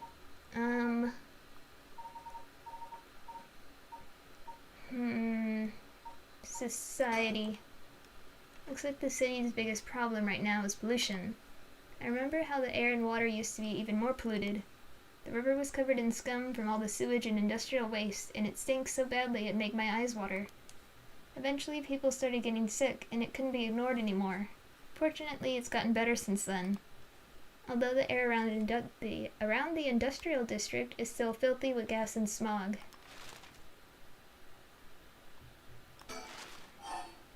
I really have to do it like this, huh? If there's one thing Honjo never wants for, it's horrific crimes. They found a police officer dead in a local park just the other day. A lot of my family are in the police. I hope it wasn't anybody I knew. I don't read the news anymore, not since last year. It brings back bad memories.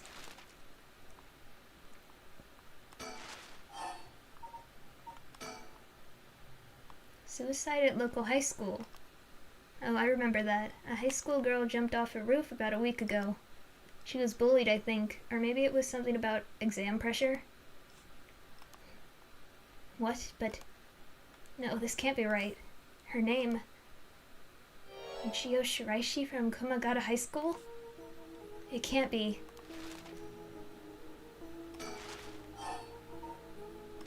Now to look at all the other articles. All sorts of articles about the current state of the economy. Now that the post-war boom has passed its peak, we're moving into the era of large corporations. It's about 220 to 230 yen to the dollar. Manufacturing is on the rise and exports are healthy. The dollar is down from its height, and people are saying it could fall further. There's no denying how much the standard of living has improved in the past few years.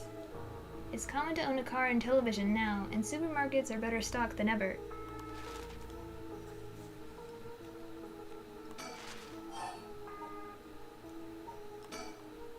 Although with everyone flocking to the city, land prices are skyrocketing.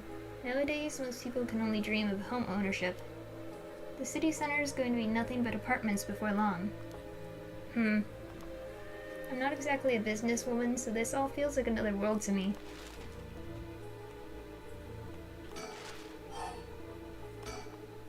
Now that everyone has been spending money to go around, people are coming up with all kinds of new diversions. It seems like only yesterday that people were flocking to the arcades to shoot aliens. But now we have these enormous theme parks and gaming machines that plug straight into our televisions. Everyone's talking about superhero series, foreign films, and movies based on the latest bestseller. Back in my day, fusion rock and folk music was all the rage. Then now it's all about city pop and idols. I find it hard to care about that sort of thing anymore.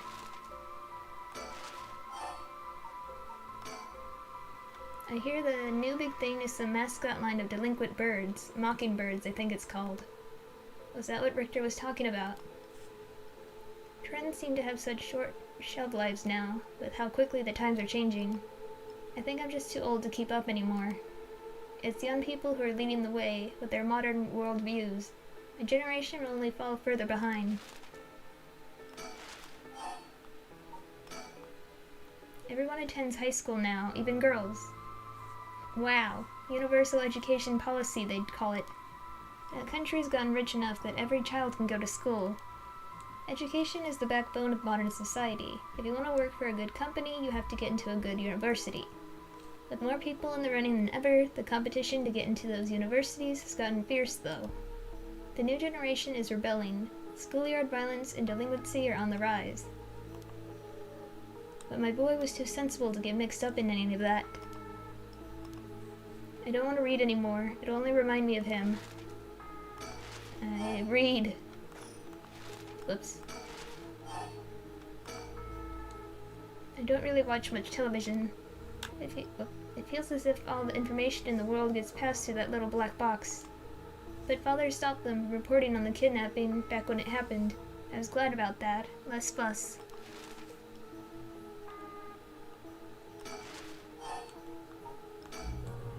Now that comedy boom's over, all the comedians are flocking to other genres. The cult seems really popular at the moment. Look at all these paranormal specials.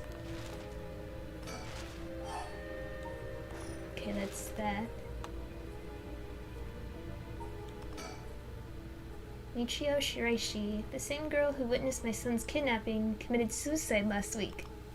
But that means Mr. Jinochi was terrified of someone who already died. Is that what he meant by a curse? I can't work this out on my own. Maybe Richter will know.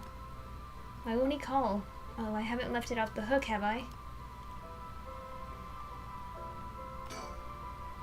I'm waiting for Richter to contact me, but he hasn't.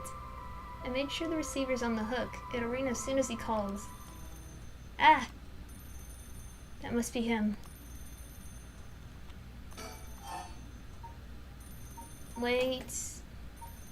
It might be a trap.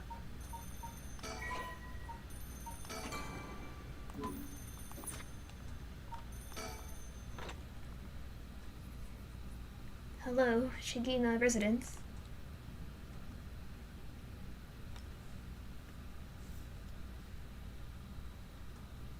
"2 a.m.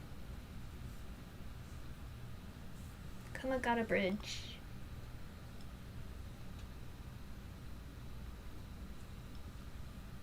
Richter called me out to meet him, and we came here to Kamagata Bridge. Richter, there's something I need to tell you. Funny, I was just thinking the same thing.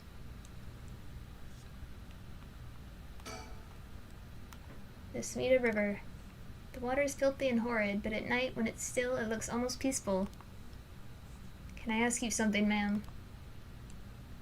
Is the Smita River what you Honjo folks picture when you think of home?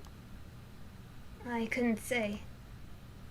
All I can tell you is that I can hardly stand the sight of it.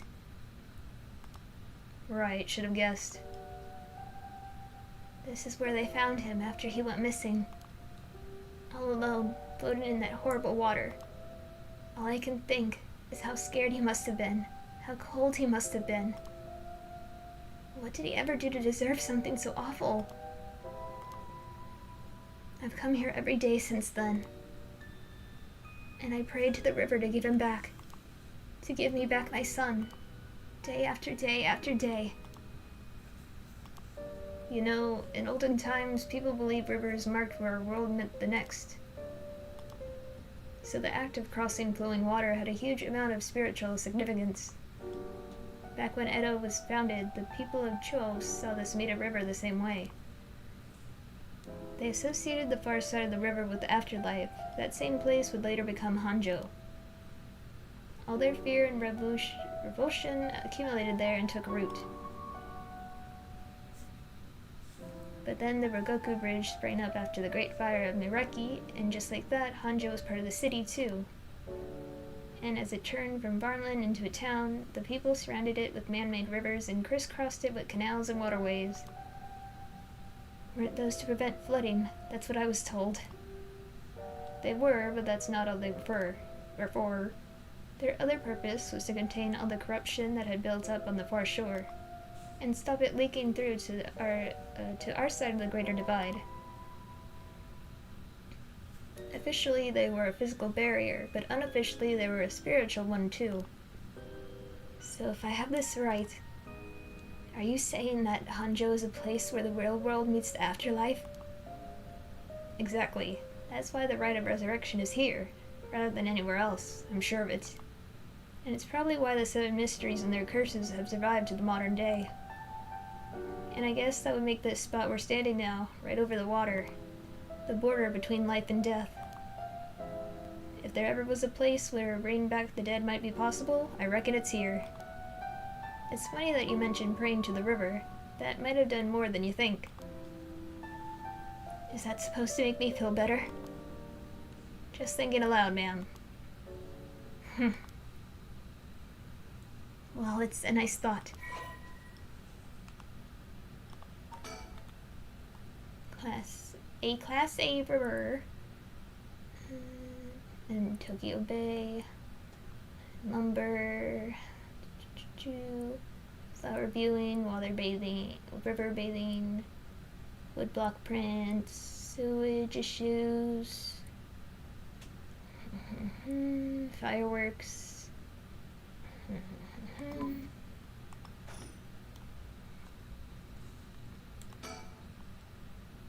Oh, that's right. There's one more memory I have of this river. Do you mind if I tell you? Go ahead. It must have been about 20 years now, when I was still a schoolgirl. Back then, the Sumida River was much filthier than it is now. It was full of garbage and industrial discharge. It was scummy and slimy and it stank. You could look out over the water and see dead cats and dogs and pigeons just floating. And one day, among all the filth and garbage, there was a piece of my missing classmate's hand. What? It was almost a miracle when you stop to think about it. What were the chances that someone would find a part of her that was still recognizable?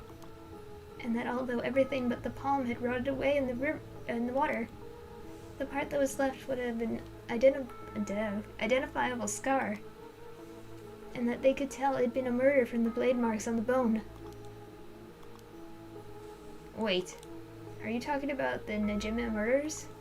Najima? So you have heard of it. I'm impressed. I assume you were but an elementary schooler at the time. I wasn't really aware of it then. I only heard about it after the fact. I had no idea the victim was a classmate of yours.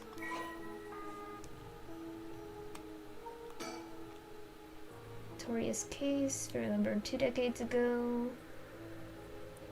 Left hand severed deliberately.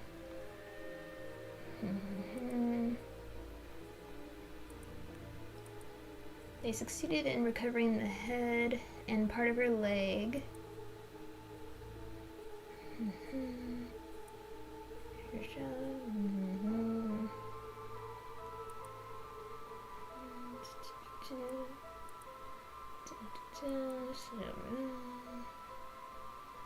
"36-year-old shop owner, no relation to the victim." Hold on. Brenda.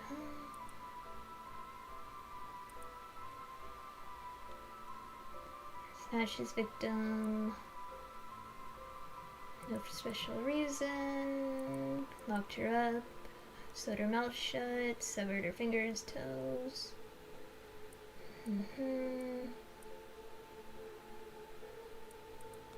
Dismembered the rest of her body. Disposed it behind his home in the river. I don't know what came over me. I know it was wrong.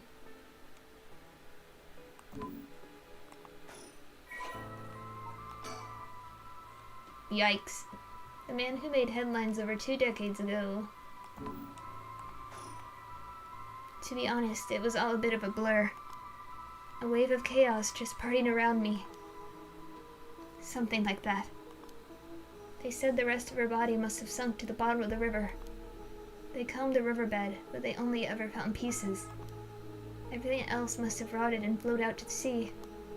Afterwards, I heard that all the divers who had been looking for her fell ill. A sorry story for everyone involved, huh? It's funny, everyone figures the river's filthy already, so one more piece of garbage won't hurt. But every little bit makes it worse. It's a vicious cycle. I know I wouldn't want to go rooting around down there myself. That's right, which is why the riverbed is the last place anybody would go looking. Or so was the killer's thinking, I suppose. The times were changing quickly back then. Things were confusing. Everyone seemed to be in a hurry. Young people were moving to Tokyo in droves. Some even ran away from home to make it in the big city. And they made easy targets for bad people. A lot of them ended up disappearing without a trace. You see, back then, if you chopped a body up into tiny pieces and threw it in the river, it would rot quickly and discreetly and sink to the bottom, never to be seen again. Are you saying what I think you're saying? They arrested him shortly after. Fumichika Najima, the man who killed my classmate and cut her into pieces. He was so methodical about it, it couldn't have been his first crime. And people began to wonder how many other girls he'd murdered the same way. The police never found any evidence of other murders in the end. But the river knows the truth.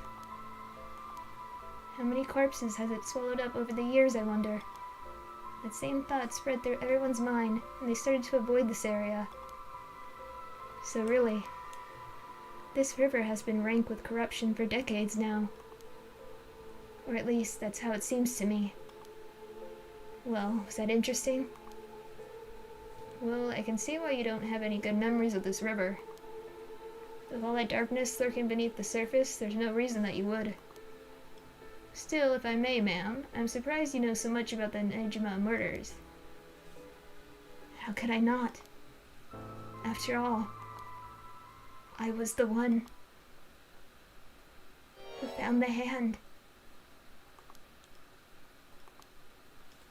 The police actually wrote me a thank you letter. They said it was only thanks to me that they managed to bring Nejima to justice. That was the only time my father ever said he was proud of me. Huh. I guess it just wasn't the killer's day. Sometimes I wonder if he resents me for it.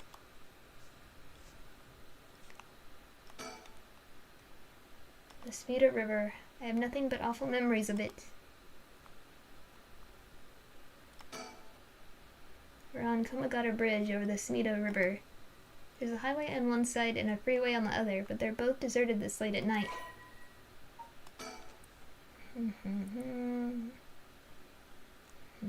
Earthquake.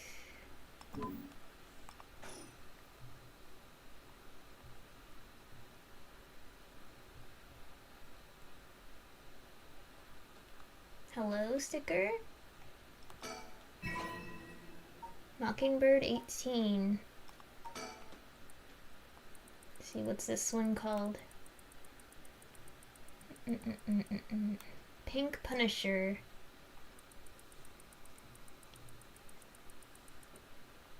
Head Honjo.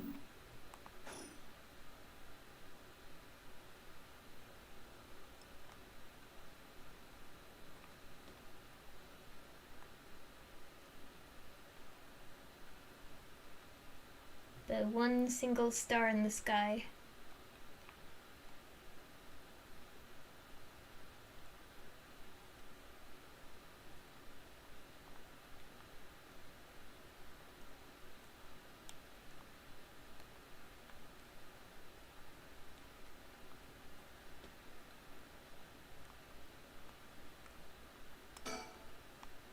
He's gazing down at the water.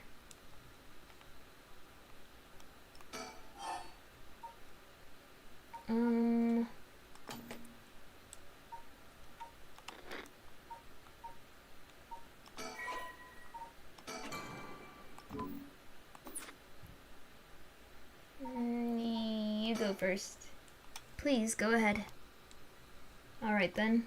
I've been poking around places connected to the 7 mysteries, looking for curse bearers. And I think I found a few candidates. First, a tall man I ran into in Kinshibari Park. I asked him for directions, trying to poke him a little, but he turned the questions right back around on me. And he was out of there the second he figured I wasn't what he was looking for. I got the sense curses were nothing new to him. I'm about 40% sure he's a curse bearer. Then there's this middle-aged guy I saw on South Wadidetsui Street.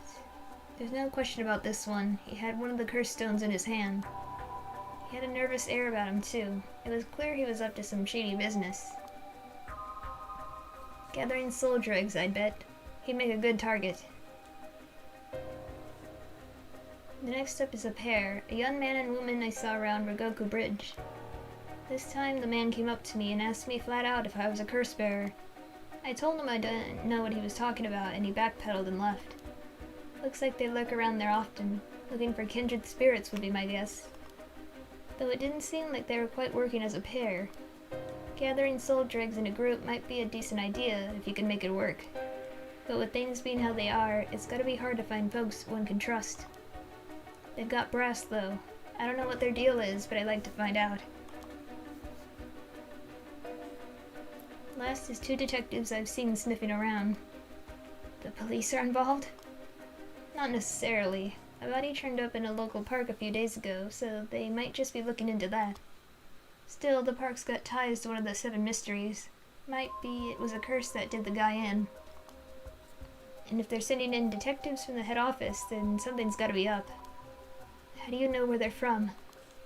Let's just say that when you're in this business, there's some faces you get to know. Anyway, that's everyone who's caught my eye. You found all of them in so little time. I really did hire the best. It's all in the name, ma'am. Richter Kai, P.I. No, wait. Make that Richter Kai Investigator Extraordinaire. My, Investigator Extraordinaire. Is that why you can dress like that without drawing attention to yourself? You bet. An Investigator Extraordinaire can blend in like a chameleon in any outfit. Well, that aside, the middle-aged man and the young couple sound the most promising, am I right?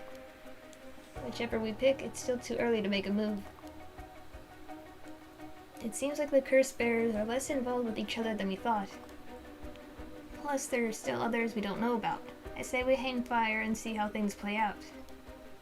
Fire, you say? Once more bodies start showing up, that'll get the pot nice and hot. And once it's boiling, our chance will come.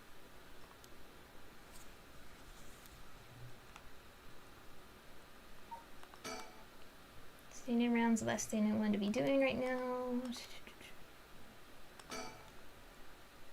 There's something I need to tell you. What's up? Well, that girl, Michio Shiraishi. The one who was with Shuichi on the day of the kidnapping? That's her. Well, she's dead. She's what? The student who committed suicide last week, that was her. I heard something like that had happened. Never got the name, though. Talk about bad luck. We finally get a lead, only to find it's turned into a literal dead end. Unless her death was the whole reason Janucci was so shaken up. He said she was going to curse him. Was he talking about her taking revenge from beyond the grave? It seems like we're back where we started. Not necessarily. That teacher knows something, I'm sure of it. At the very least, I put money on him having something to do with Miss Shiraishi's death. That's why he's so scared of being cursed by her. I see. And also, something tells me he knows more about your son's kidnapping. In any case, I think I've got a good idea of what he's hiding. Call it a hunch. A hunch? Well, more of a theory. Care to take a guess?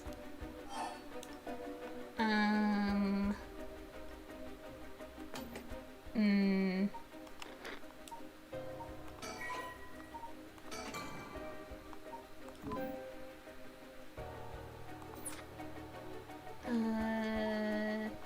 I can try. I can't say for certain, but...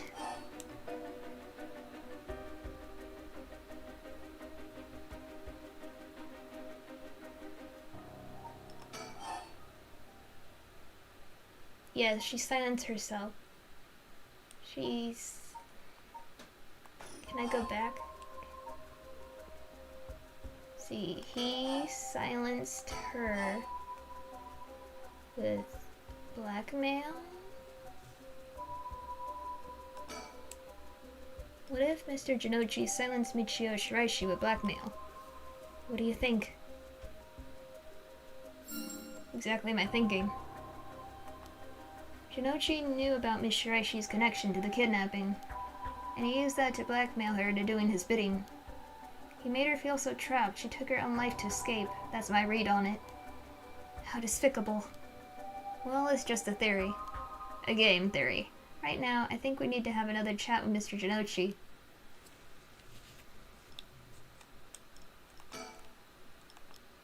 Is something wrong? Not really. It just struck me. It's been 20 years since the Nejima murders. So it has. Not to spook you or anything, but I thought you might be interested in knowing.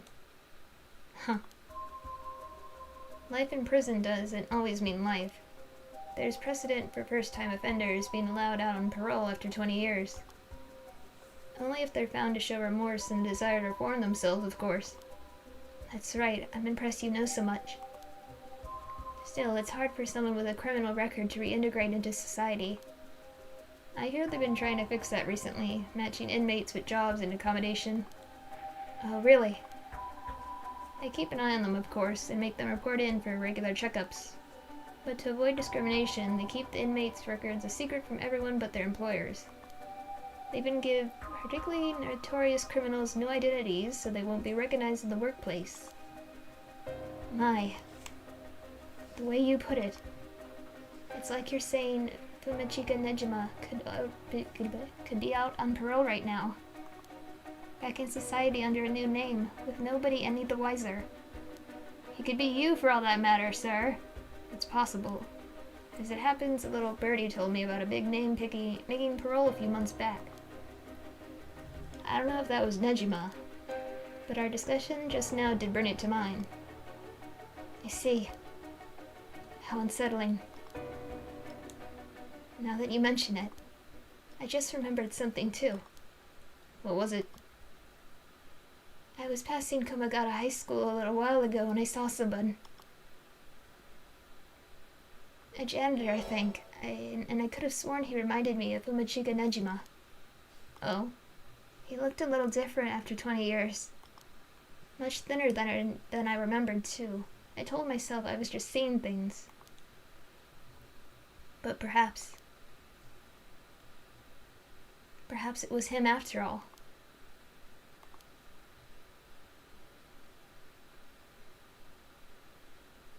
So, what next?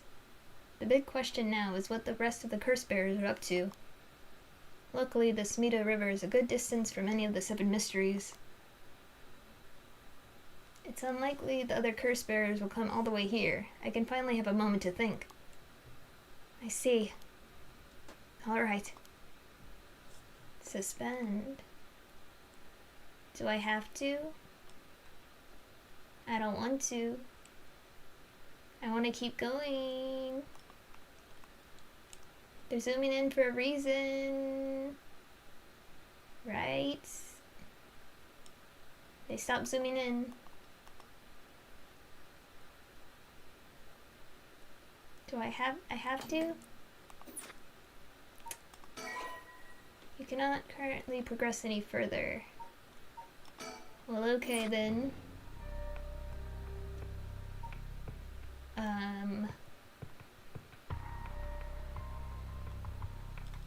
I guess I'll stop it here. It seems like a good point to stop at. So thank you guys for watching. I hope you're enjoying it, and I'll catch you on the next one where I start with Mr. Tetsuo over here, the policeman. She seems important because she's in yellow. I'll save her for later. So yeah, thank you guys for watching, and I'll catch you on the next one. Bye!